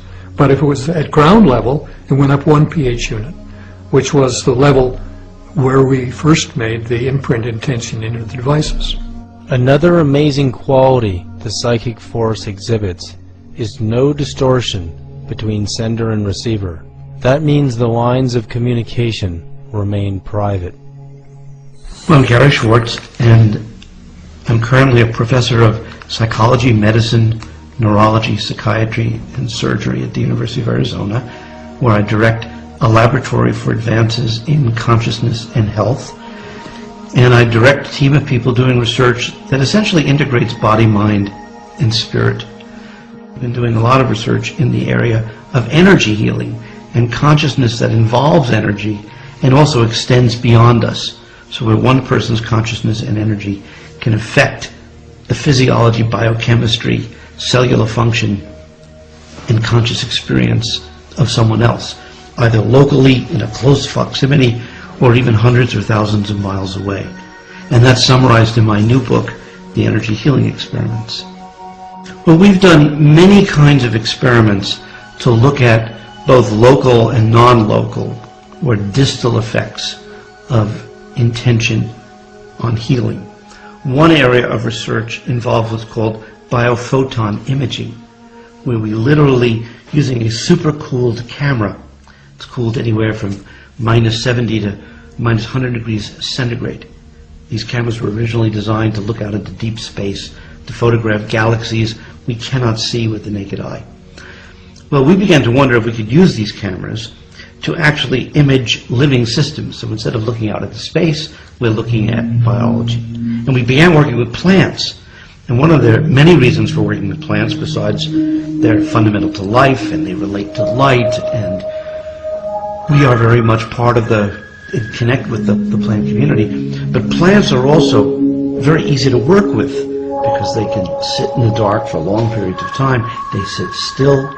And so therefore you can get very good images of the light that the plants emit. And what we found is that not only can we measure the light that's coming out of the plants, which you cannot see with the naked eye, but we can measure auras that are actually surrounding the plants. So you can see the light that's going on around the plants. Then we can actually see how the plants interact with light. So for example, if you have two geranium leaves, one next to the other, and you take a long exposure, you can actually see the extension of the light, and it's like lightning grabbing one another and caressing one another. You actually see the light beams connecting the two, which again has never before been seen. Now you can take healers, and healers can, for example, send healing intentions to a leaf, or they can speak specifically as to say, can you enable the leaf to glow more? And we could actually show that people who are trained as healers can actually, without touching the leaves, with their intention, send an intention for the leaves to spontaneously glow more. And then we can place them in this completely dark chamber where these images are obtained, and lo and behold discover that the leaves are glowing. Now you take that one step further and you could say, well, what about people from a distance? Could people do this 10 miles away? Could they do this 100 miles away, or even 1,000 miles away? And with Lynn McTaggart, who wrote the book The Field and has written a new book called The Intention Experiment, we've been doing long distance experiments where, for example, a group of 400 people in England will together as a group for 10 minutes send an intention to a leaf in Tucson in my laboratory to glow. And we'll have two leaves. We'll call them leaf A and B. Each leaf has been injured. It's been, little holes have been placed in it, 16 of them in a 4x4 grid, because when you injure a leaf, it actually glows more, because when there's injury, there's actually the healing response involves energy. And then what we do is we have two video cameras, cam recorders, picking up the images of each of the leaves, and then sending by the internet to England. Now, someone in the audience flips a coin, and it comes out randomly heads or tails, and let's say they pick leaf B. At this point, the image from Tucson being sent to London of leaf B is now on the screen. And now 400 people can simultaneously send glowing intentions to the leaf that they see. Meanwhile, my research assistant in Tucson, Mark, he's blind to which leaf has been selected. Okay? After the 10 minutes, Mark is then asked to take the leaves and put them into the biophoton imaging system so we can collect these long exposure images of the leaves. And then they're blindly scored before we break the code to find out what happens. And much to my absolute amazement, sure enough, if leaf B was selected from a distant group and they could actually see the leaf, they're able to affect the glowing of that leaf compared to a match control. German physicist Fritz Albert Popp proved the existence of biophotons, that all living organisms, including humans, had auras that transmitted and received intelligent signals. He also found that plants communicate at a distance with one another by their transmissions and receptions of biophotons. This digital photograph of a giant palm tree shows something extraordinary that appeared invisible to the naked eye. A 2 to 3 foot wide orb of plasma light. It even has a green plasma membrane, kind of like a giant cell. Are plants in communication with invisible beings of light? Could we be in communication through Einstein's action at a distance with our future soul matches as friends, loves, husbands, wives, teachers, business partners, and spiritual mentors before we meet in person for the first time? Could this communication be happening based on our current thoughts, feelings, patterns, and our personal energy signature? Creating a dialogue with your soulmate before you meet them. is very important, because a lot of us may feel that maybe our soulmate isn't really out there, and so, you know, in the back of your mind you hope for it, but it's not active in your day-to-day life. And it's important to put those messages out that, you know, that is what you're looking for. You're not going to settle for anything else. When you clear your space and you're totally open to receive your soulmate, and when you do your soul work on a daily basis and you put the feeling tone of finding your soulmate in that space, all of those things are essential to communicating with your soulmate before you actually meet them. You have to believe that your soulmate can hear you, because if you don't believe it and you're just saying, oh, I'm going to put out this message, if you're actually there or not, you know, I don't know, but I'll just say that I'm ready and, you know, you'll hear me. It doesn't work that way. You have to truly believe that they can hear you and send a clear message to them in order for the line of communication to meet them instantly, because that is not only a leap of faith, but it also creates a clear signal so that nothing, no doubts, no resistance are interfering with that signal. If you have a doubt and interference through that, you know, not being sure, then it won't be an instant message. It'll be, you know, it'll come to a stop sign at some point. So it's really important to have faith and true belief that your soulmate can hear you when you're sending out those feeling tones and those messages of I'm ready for you, and mirroring that in your actions in, you know, your day-to-day basis. Dr. Bruce Lipton has made a remarkable discovery by observing how biological cells can be in communication with one another at a distance. There's an interesting understanding in biology about how one can separate proteins in a mixture which contains thousands of different proteins. And basically how it works is you take a drop of this mixture of thousands of different proteins, you put it on a surface of a gel, and what you do is run an electric current through this gel surface. And what happens is, because each protein has its own unique vibrational frequency and mass to it, each protein responds to the field with its own unique characteristics. So as a result of putting the proteins in a field, it causes the proteins to move in that field. Some proteins move faster than other proteins, so the net result is that the proteins actually begin to sort themselves out on a petri dish. And ultimately, if you continue doing this, you can identify individual clusters of proteins that share common characteristics because they will move at the same rate of speed on this gel. We apply this to an understanding of humans as protein mechanisms. Each one of us has our own unique identifying frequency to it. Each one of us on the surface of the earth is like a protein on the gel. Interestingly enough, the field forces around us, the invisible forces, influence our movement on the surface.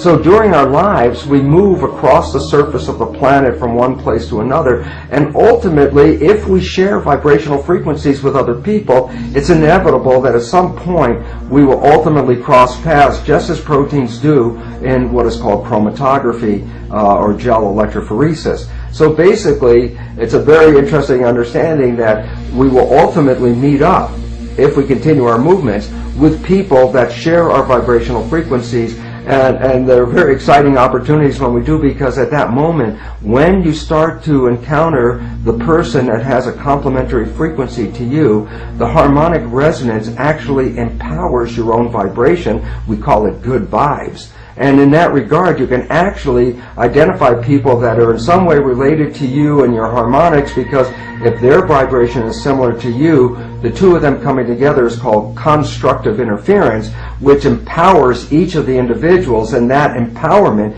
is physically felt as much more energy in your body. And we refer to this as I mentioned, as good vibes, so that we actually have a sensory system and awareness of when people that are very similar to us or supportive or complementary to us come into our field. I should also acknowledge that there are other people who actually cancel our energies just as well. That's called destructive interference, so that when some people come together, they actually lose energy and feel weaker, and we refer to that as bad vibes. So the nature of our communications are, there's a vibrational communication that precedes our verbal communication. As we realize we are communicating in the present moment with our future soul matches, business partners, mentors, spiritual teachers, and even God at a distance, we can understand how to co-create our own reality.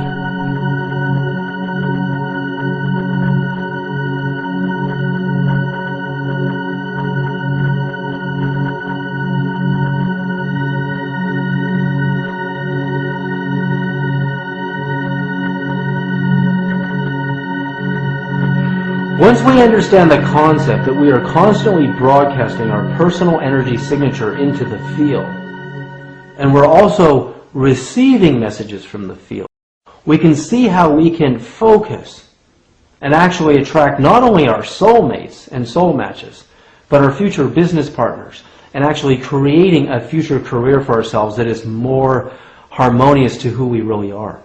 We can also see how we can use the field to attract our spiritual teachers. We want to find teachers that resonate with where we want to go in our spirituality, regardless of our religion. But also, how we can use the field to create a dialogue with the universe itself. So, whether we're an architect, an astronomer, a biologist, a medical doctor, a musician, an artist, or even a student, by creating this dialogue with the super intelligent levels of the field, and expanding our consciousness ultimately into the 9 levels of the cosmos, the 9 levels of the angelic, and the 9 levels of the field, we can get the answers to anything we can imagine. The cure for AIDS, the cure for biofuels, the next biofuels. We can find the secrets to nuclear fusion. We can find the secrets to unlimited zero-point energy. We can find the secrets to the next song, the next generation of music. All of that information is available to us in this field if we can tap into it. We can even begin to formulate a dialogue to awaken our own inner genius and true potential. One of the ways that we can access entering a more quantum, broader field range of awareness, a more expansive state of awareness, is to begin to encourage ourselves to see things not so much in terms of concepts and ideas, but more in terms of pure energy itself. So that you begin to perceive what is normally, you would label it and you'd say, wow, that's a rose, or that's a car, or that's a tree. You would just begin to teach yourself, guide yourself into feeling the pure energy of that experience, as though you were in a state of innocent wonder. So what this does is that it frees your whole cortical field. It's like just because you detach yourself from looking at the world in terms of ideas doesn't mean you lose those ideas.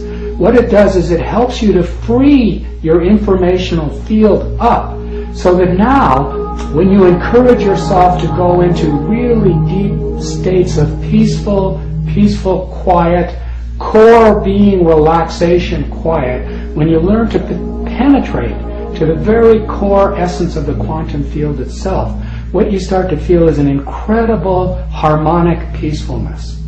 So we have a meditation which encourages you to enter into that state of pure, unattached to ideas, pure energy awareness, complete, peaceful, brilliant stillness.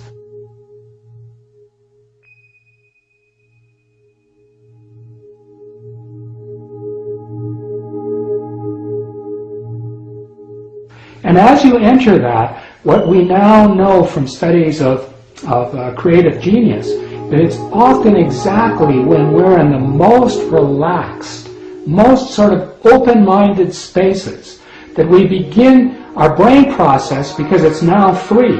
It's suddenly like the electrical circuitry is no longer confined to our old thought spaces, so that our cortex can suddenly flash up with something like akin to a super light. Like the light of our awareness within our awareness field can suddenly flash into our whole brain field in a much more core contextual way, and we start to holographically insight instead of think. We start to get picture images.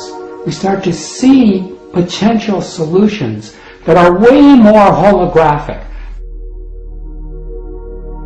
For a description of the difference between holographing and thinking, if you were to think of say a round basketball, and if you were to take a 1 diameter slice of that basketball in an attempt to understand a whole field of information, what you would end up with is with two polarized opposites.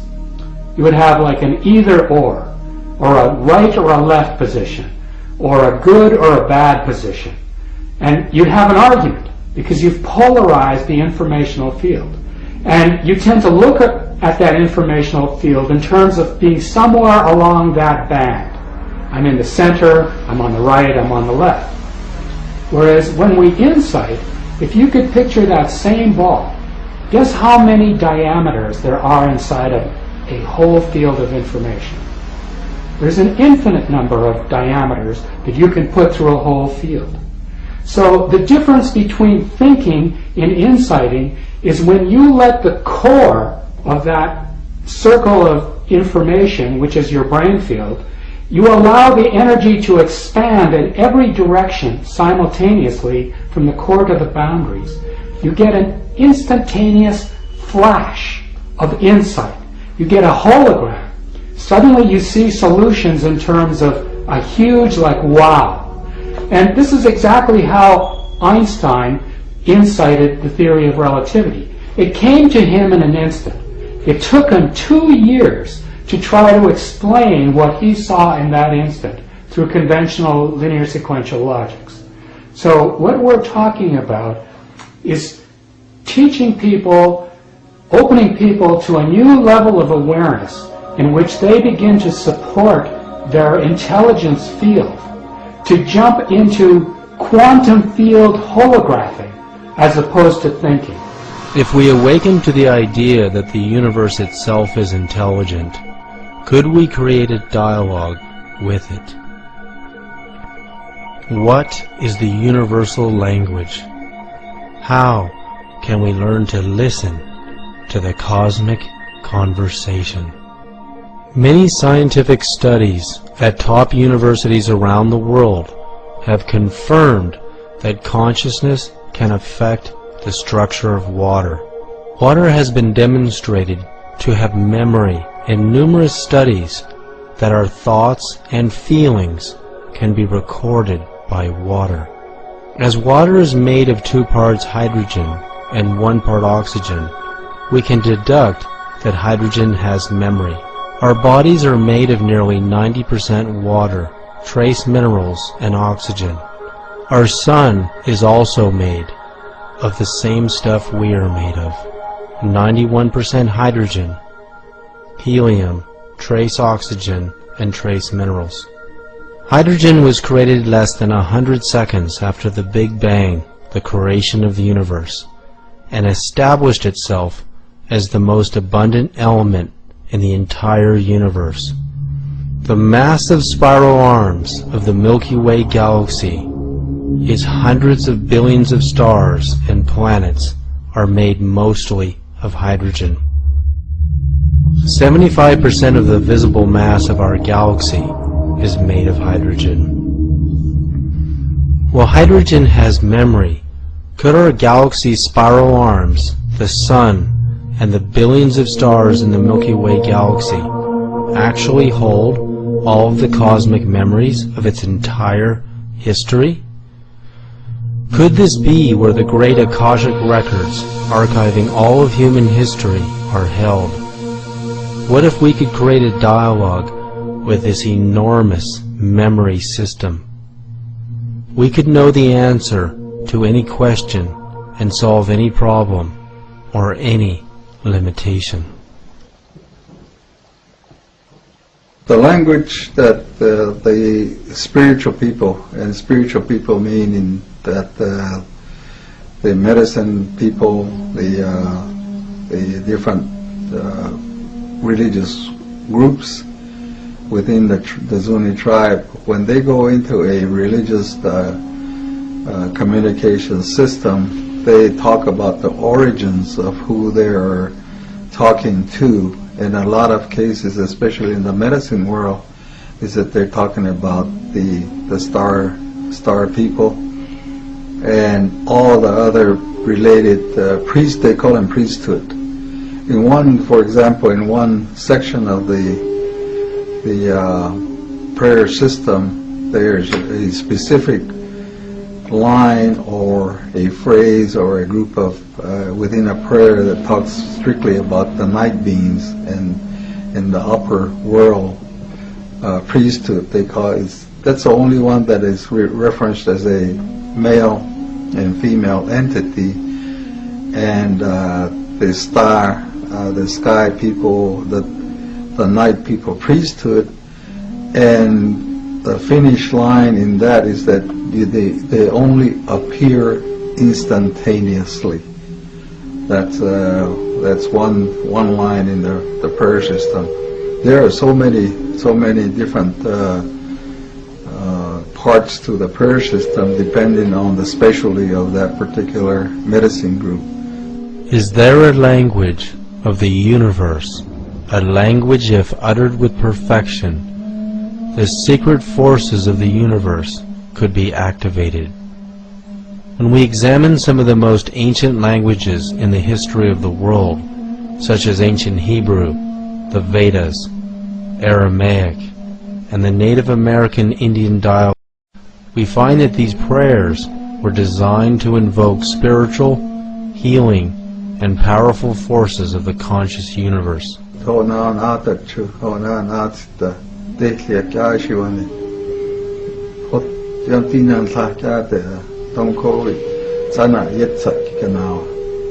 I mean by that is that during the night time,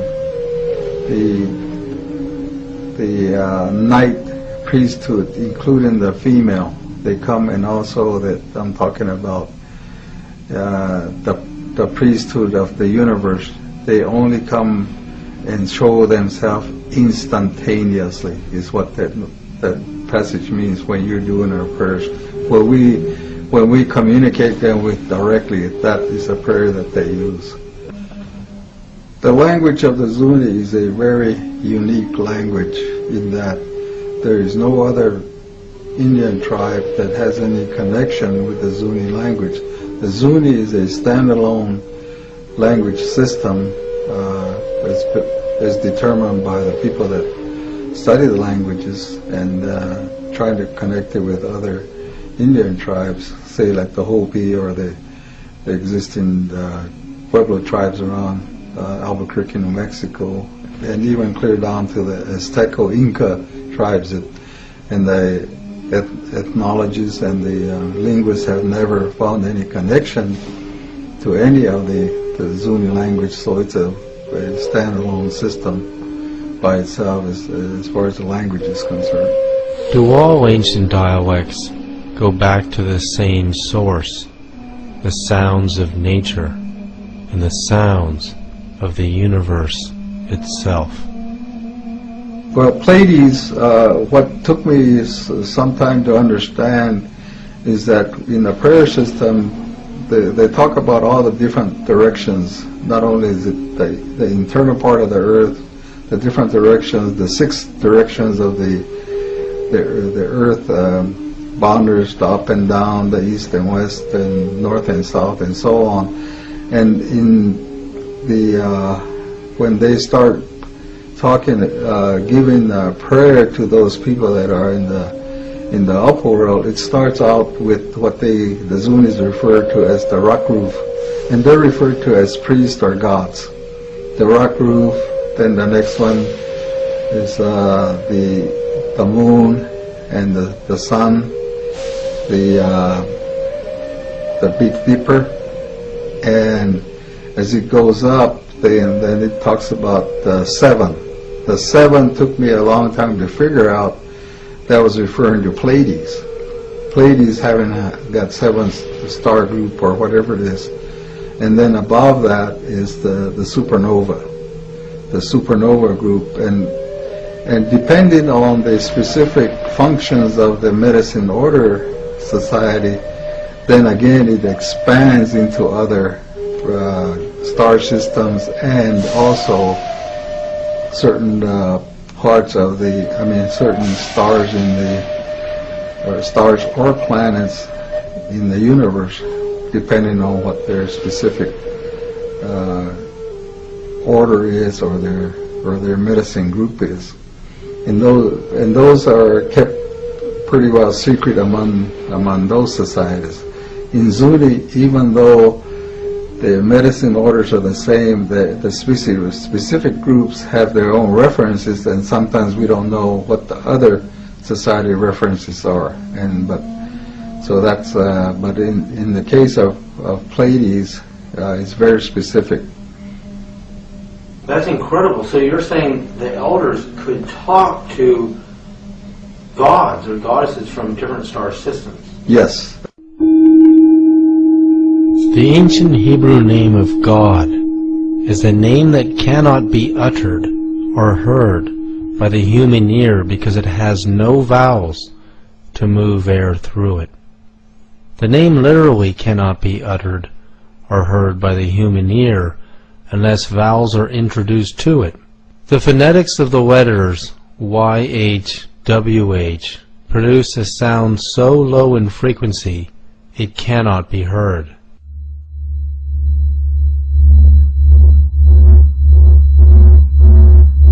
The sound of the sun was considered by most ancient religions as the most sacred sound of the universe. It is a sound that cannot be heard by the human ear, because the human ear only hears between 20 and 20,000 hertz.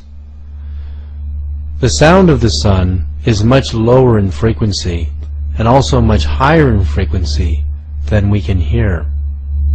Could the sound of the sun be part of the universal language system? NASA has recorded the actual sound of the sun in deep space and compressed the inaudible waves so that human ears can hear it. If we listen to the sound, we can hear and feel a deep vibration. The sound of the sun recorded by NASA is precisely as the ancient Hindus had described it in the Vedas thousands of years ago. It is a mantra that can be intoned with human speech as Om.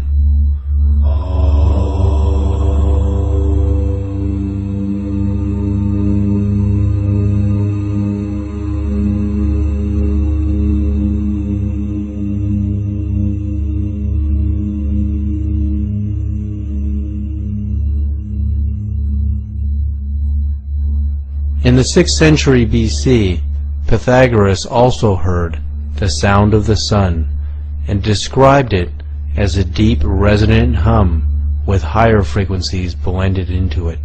How did the ancient Hindus know this mantra if it could not be heard by the human ear? Could they have actually peered into the universal consciousness and perceived it?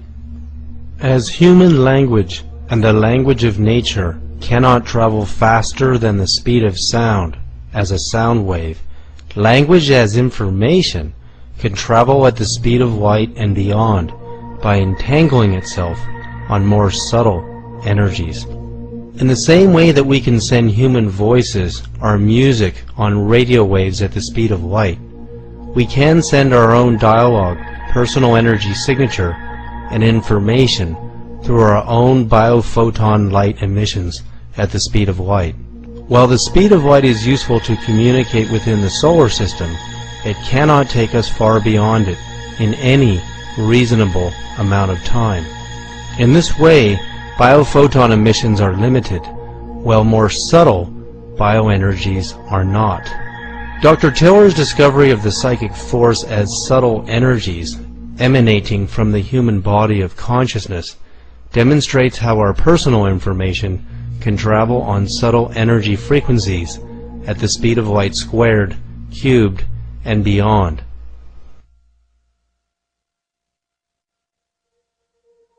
Okay, in my modeling, which I developed from a deep meditative state in the early 1970s, the model that eventually appeared to me, which I wrote down in my first psychoenergetic book, which I didn't publish for about 30 years, that was in 1997, and that was Science and Human Transformation, Subtle Energies, Intentionality, and Consciousness. So in that, I draw a Minkowski diagram with the standard cone kind of thing, but there are several cones where the events occur inside the normal light cone of Minkowski is the coordinates of distance and time. The limitation of the walls on the cone is velocity of light, c. The next one, the limits, which is the magnetic information wave domain, is c squared. The next one, which is the emotion domain, is c cubed. And the next one, at the mind domain, c to the fourth. And beyond that, spirit. So, again, until you can make measurements, we will not be able to check these kinds of things. But they're internally self-consistent with a variety of stuff. And they give us a lot of hope and optimism that if we will ever get out of this box that orthodox science is stuck in, then they will have a marvelous, marvelous adventure in learning more about nature. Is the power of meditation so profound that we can expand our consciousness into the cosmos and perceive the actual sound of the sun and the universe? You know, one of the fascinating things about psychic phenomena is that they seem to travel much faster than light. And a piece of evidence to back that up, and there are actually now several experiments, but the first one that I learned about was by a Russian scientist named Podshibian, probably back in the 60s, I believe. He was working with acupuncture and measuring the voltages on the acupoints on the acupuncture, as you know, or certain points on the body that the Chinese medicine stipulates have certain electrical properties. As Podshibian was measuring the voltages, he saw a curious spike in them and wondered what the cause of the spike was. Later he learned there had been a solar flare at the moment that he saw this voltage spike.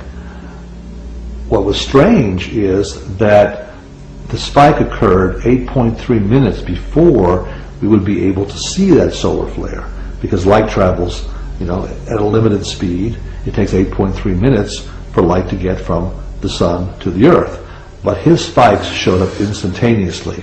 So this is the first evidence that there's something that travels much faster than light that affects the body and affects the acupuncture system, and we can measure it physically. Since then, the Russians have done a lot of work on what they call torsion, which is their version of the same psychic force. And they do find there's an element of that does travel much faster than light, so that now even telescopes have been devised which can measure this energy, and they show that that signal does travel faster than light. So this is, again, another revolutionary aspect of physics that most Western scientists are just ignoring, but it's really important. Our bodies are made of about 90+% water, which is hydrogen, oxygen, and we're also made of minerals and carbon. The sun is made of over 90% hydrogen, trace oxygen, and trace minerals and helium. It's made of almost the same stuff we are. So inversely, if the sun can send us telepathic messages faster than the speed of light, we can send the sun telepathic messages faster than the speed of light. And what that means is, every 11 years, according to NASA, we come into solar maximums where solar flares are a potential threat to our planet. If we can learn to pray and talk to the sun as a living being, not as a god, not as the god of creation, but if we can talk to the sun as a living being, can we collectively, with billions of minds together, ask the sun to calm itself, to harmonize itself with us, and not to harm us? Can we do that? Are our collective minds that powerful? If we consider Dr. Tiller's model once again, realizing that consciousness is operating in a domain beyond the gamma ray spectrum, consciousness has the power to create a universe. Considering a short 10-second gamma ray burst from a supernova will release more energy than our sun will in its entire multi-billion-year lifetime, consciousness in the magneto-electric spectrum and beyond is even more powerful than that. If we could access this through coherent awareness, we could become like gods and goddesses.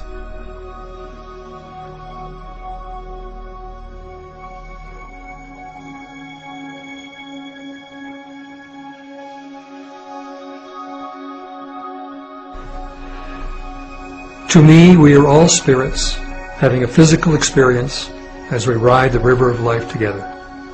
Our spiritual parents dressed us in these bio-body suits, put us in this playpen that we call a universe, in order to grow in coherence, in order to develop our gifts of intentionality, and in order to become what we were intended to become, co-creators with our spiritual parents. And co-creator means to eventually evolve into the place where you could interact with planets and you could co-create planets or stars. So it's in the game as far as I see it. We're not anywhere near the end of physics, the theory of everything. We're just babes crawling across the floor of the universe. We've hardly begun the great adventure. And all of these things are possible.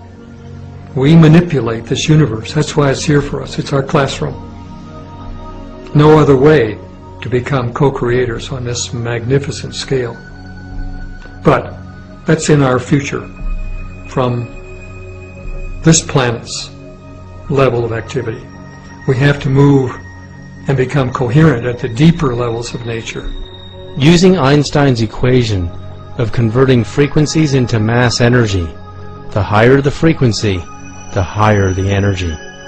Any frequency into the gamma ray spectrum, the magneto-electric spectrum and beyond, coupled with matter, has the power to create anything we can imagine, including the solar system, the galaxy, and the universe. The coherence at this level of nature is very good. I mean, we can make lasers. We can convert the potential of a light bulb from 50 watts to create temperatures 10 times the surface of the sun if you could make all those photons, electromagnetic photons, coherent. But the dimensionality of the higher dimensions, just as this one, okay, if you look at the most coherent aspect for electromagnetic laser is the wavelength of the light you're dealing with. So, but now if you go to the next level, of the vacuum, magnetic information wave level, you've changed the size scale by 10 orders of magnitude. And then to the next level, another 10 orders of magnitude. And the next level, another 10 orders of magnitude. And so to be coherent at those inner levels, really coherent, the energy densities are beyond your imagining. So it isn't just that it goes c squared, c cubed, c to the fourth. The size scale goes down and down and down. The wavelength goes up and up and up. And the power, ultimately, is huge. So in principle, all of the things I've talked about appear to be possible. It is information at this level of reality that tells matter what to do. Consciousness at the magneto-electric spectrum and beyond can also power a spacecraft at the speed of light squared and beyond. Does this give us a new understanding and a new vision of God? When you make the two into one, you will become children of Adam. And when you say, mountain, move from here, it will move. Jesus, the Gospel of Thomas. By tapping into just a small amount of this consciousness, certainly we could change the weather, and we could talk to the sun to ask it to do anything. Imagine for a moment if a hurricane was coming in the future. But now, as people, instead of what we're doing with the weather forecasts, which we're amplifying the fear and we're looking at all the blowing of the winds and all the torment and so on, imagine instead we had millions or billions of people simultaneously engaged in an organized, synchronized, guided imagery over the media of sending loving intentions and calming intentions to a storm, or even was redirecting it to a safer environment. Would we find that the storm was diminished? Would we find that the storm might be moved? Well, we'll never discover it unless we look for it. If we don't ask the questions and we don't try it, we'll never know whether it matters or not. The key to talking to nature is to know its harmonic language. When we examine this photo of ordinary water, flash frozen while it was exposed to the sound of the sun, we can see it transforms from its ordinary state of disorder into the most perfect sacred geometry. Is there a purpose to the sun's sound waves broadcasting throughout the solar system? Is it a sort of language? Does the sound of the sun bring order to the 9 planets? Pythagoras discovered that all of the planets were producing a sort of cosmic music he called the music of the spheres. When NASA recorded the sounds of Saturn, researchers were in awe.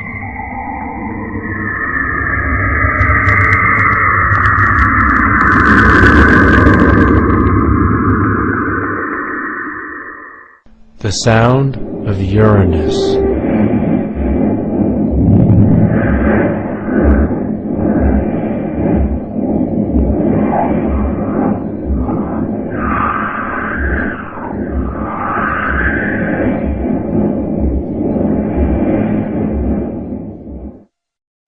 The sound of Jupiter.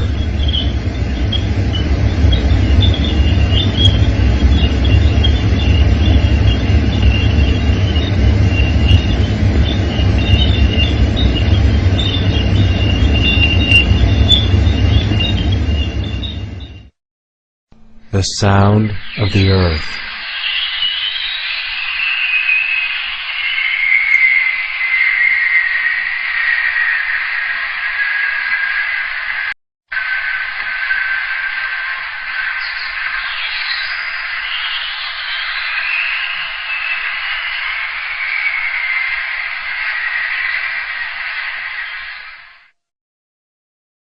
When we hear the sound of the earth, we can see it sounds deeply similar to the sounds of birds singing.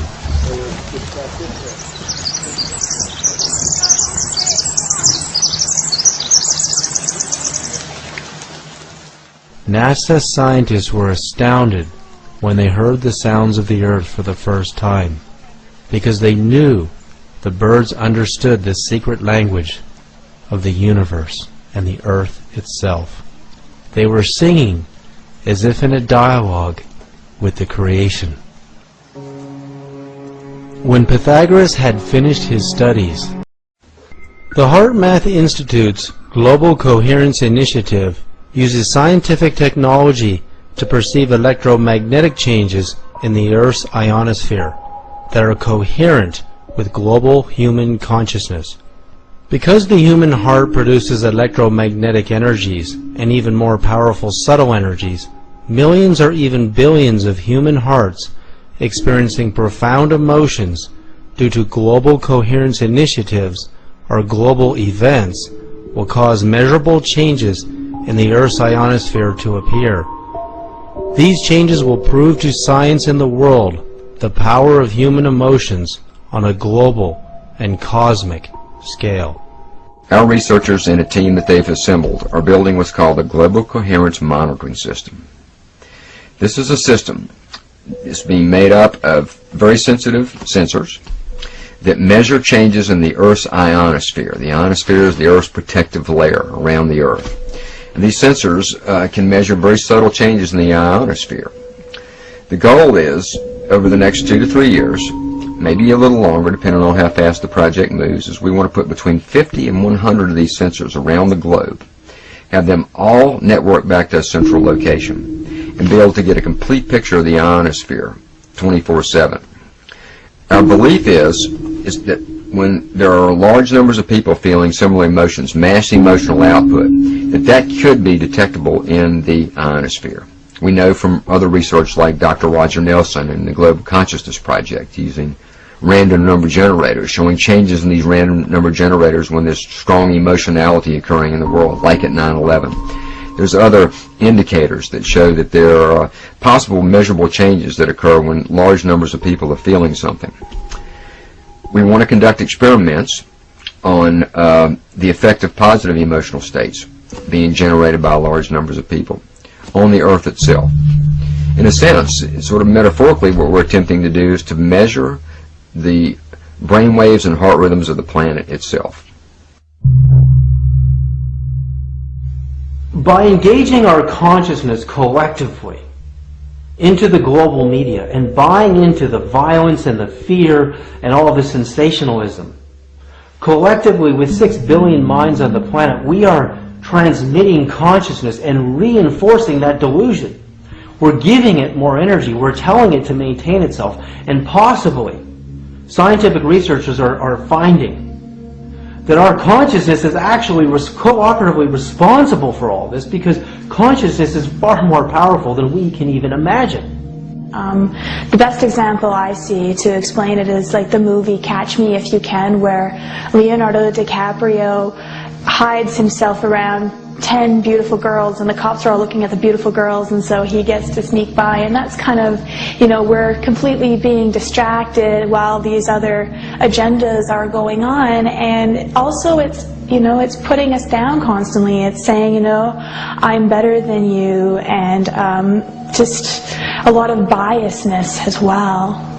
And it's kind of sad that we're giving a lot of our time to watching TV and, speaking as opposed to action and being the change out in the world. Because the TV is always going to, report about, celebrities and what's going on in Hollywood and news, which is, only 2% of the world is really negative, and they're just focusing and amplifying on that, so it makes it worse than it actually is. And particularly if we know our thoughts create reality, if you have millions of people seeing these images, what's it doing to our world and our psyche on a collective level? You ask the bigger field of question, and it feeds you the answer. Absolutely, absolutely. But the question should be very precise. You can't answer questions, what does it mean universe? What does it mean God? It will be no answer. But if you give precise question, then you will get precise answer. And then if you operate in some area, then situation will give you what you want by itself. Through the practice of meditation, prayer, and insight, we can expand our minds and consciousness into the 9 levels of the universal field of the angelic kingdoms of God. The fields contain all knowledge, all memories, and all possibilities. All we have to do is access them with our minds. They have always been there to serve humanity and the universal knowledge and presence. Science is telling us that the 9-dimensional fields are perceptible to the mathematics of string theory. Science now realizes that there is a creative force in the universe that is intelligent, that it responds to our questions. It gives us creativity and insight as its intelligent answer. With these gifts that enter the mind, body, and soul, we can transform our world. With this new understanding of physics and consciousness, we can revolutionize our understanding of God. We don't have to forget what we already know and what we have learned.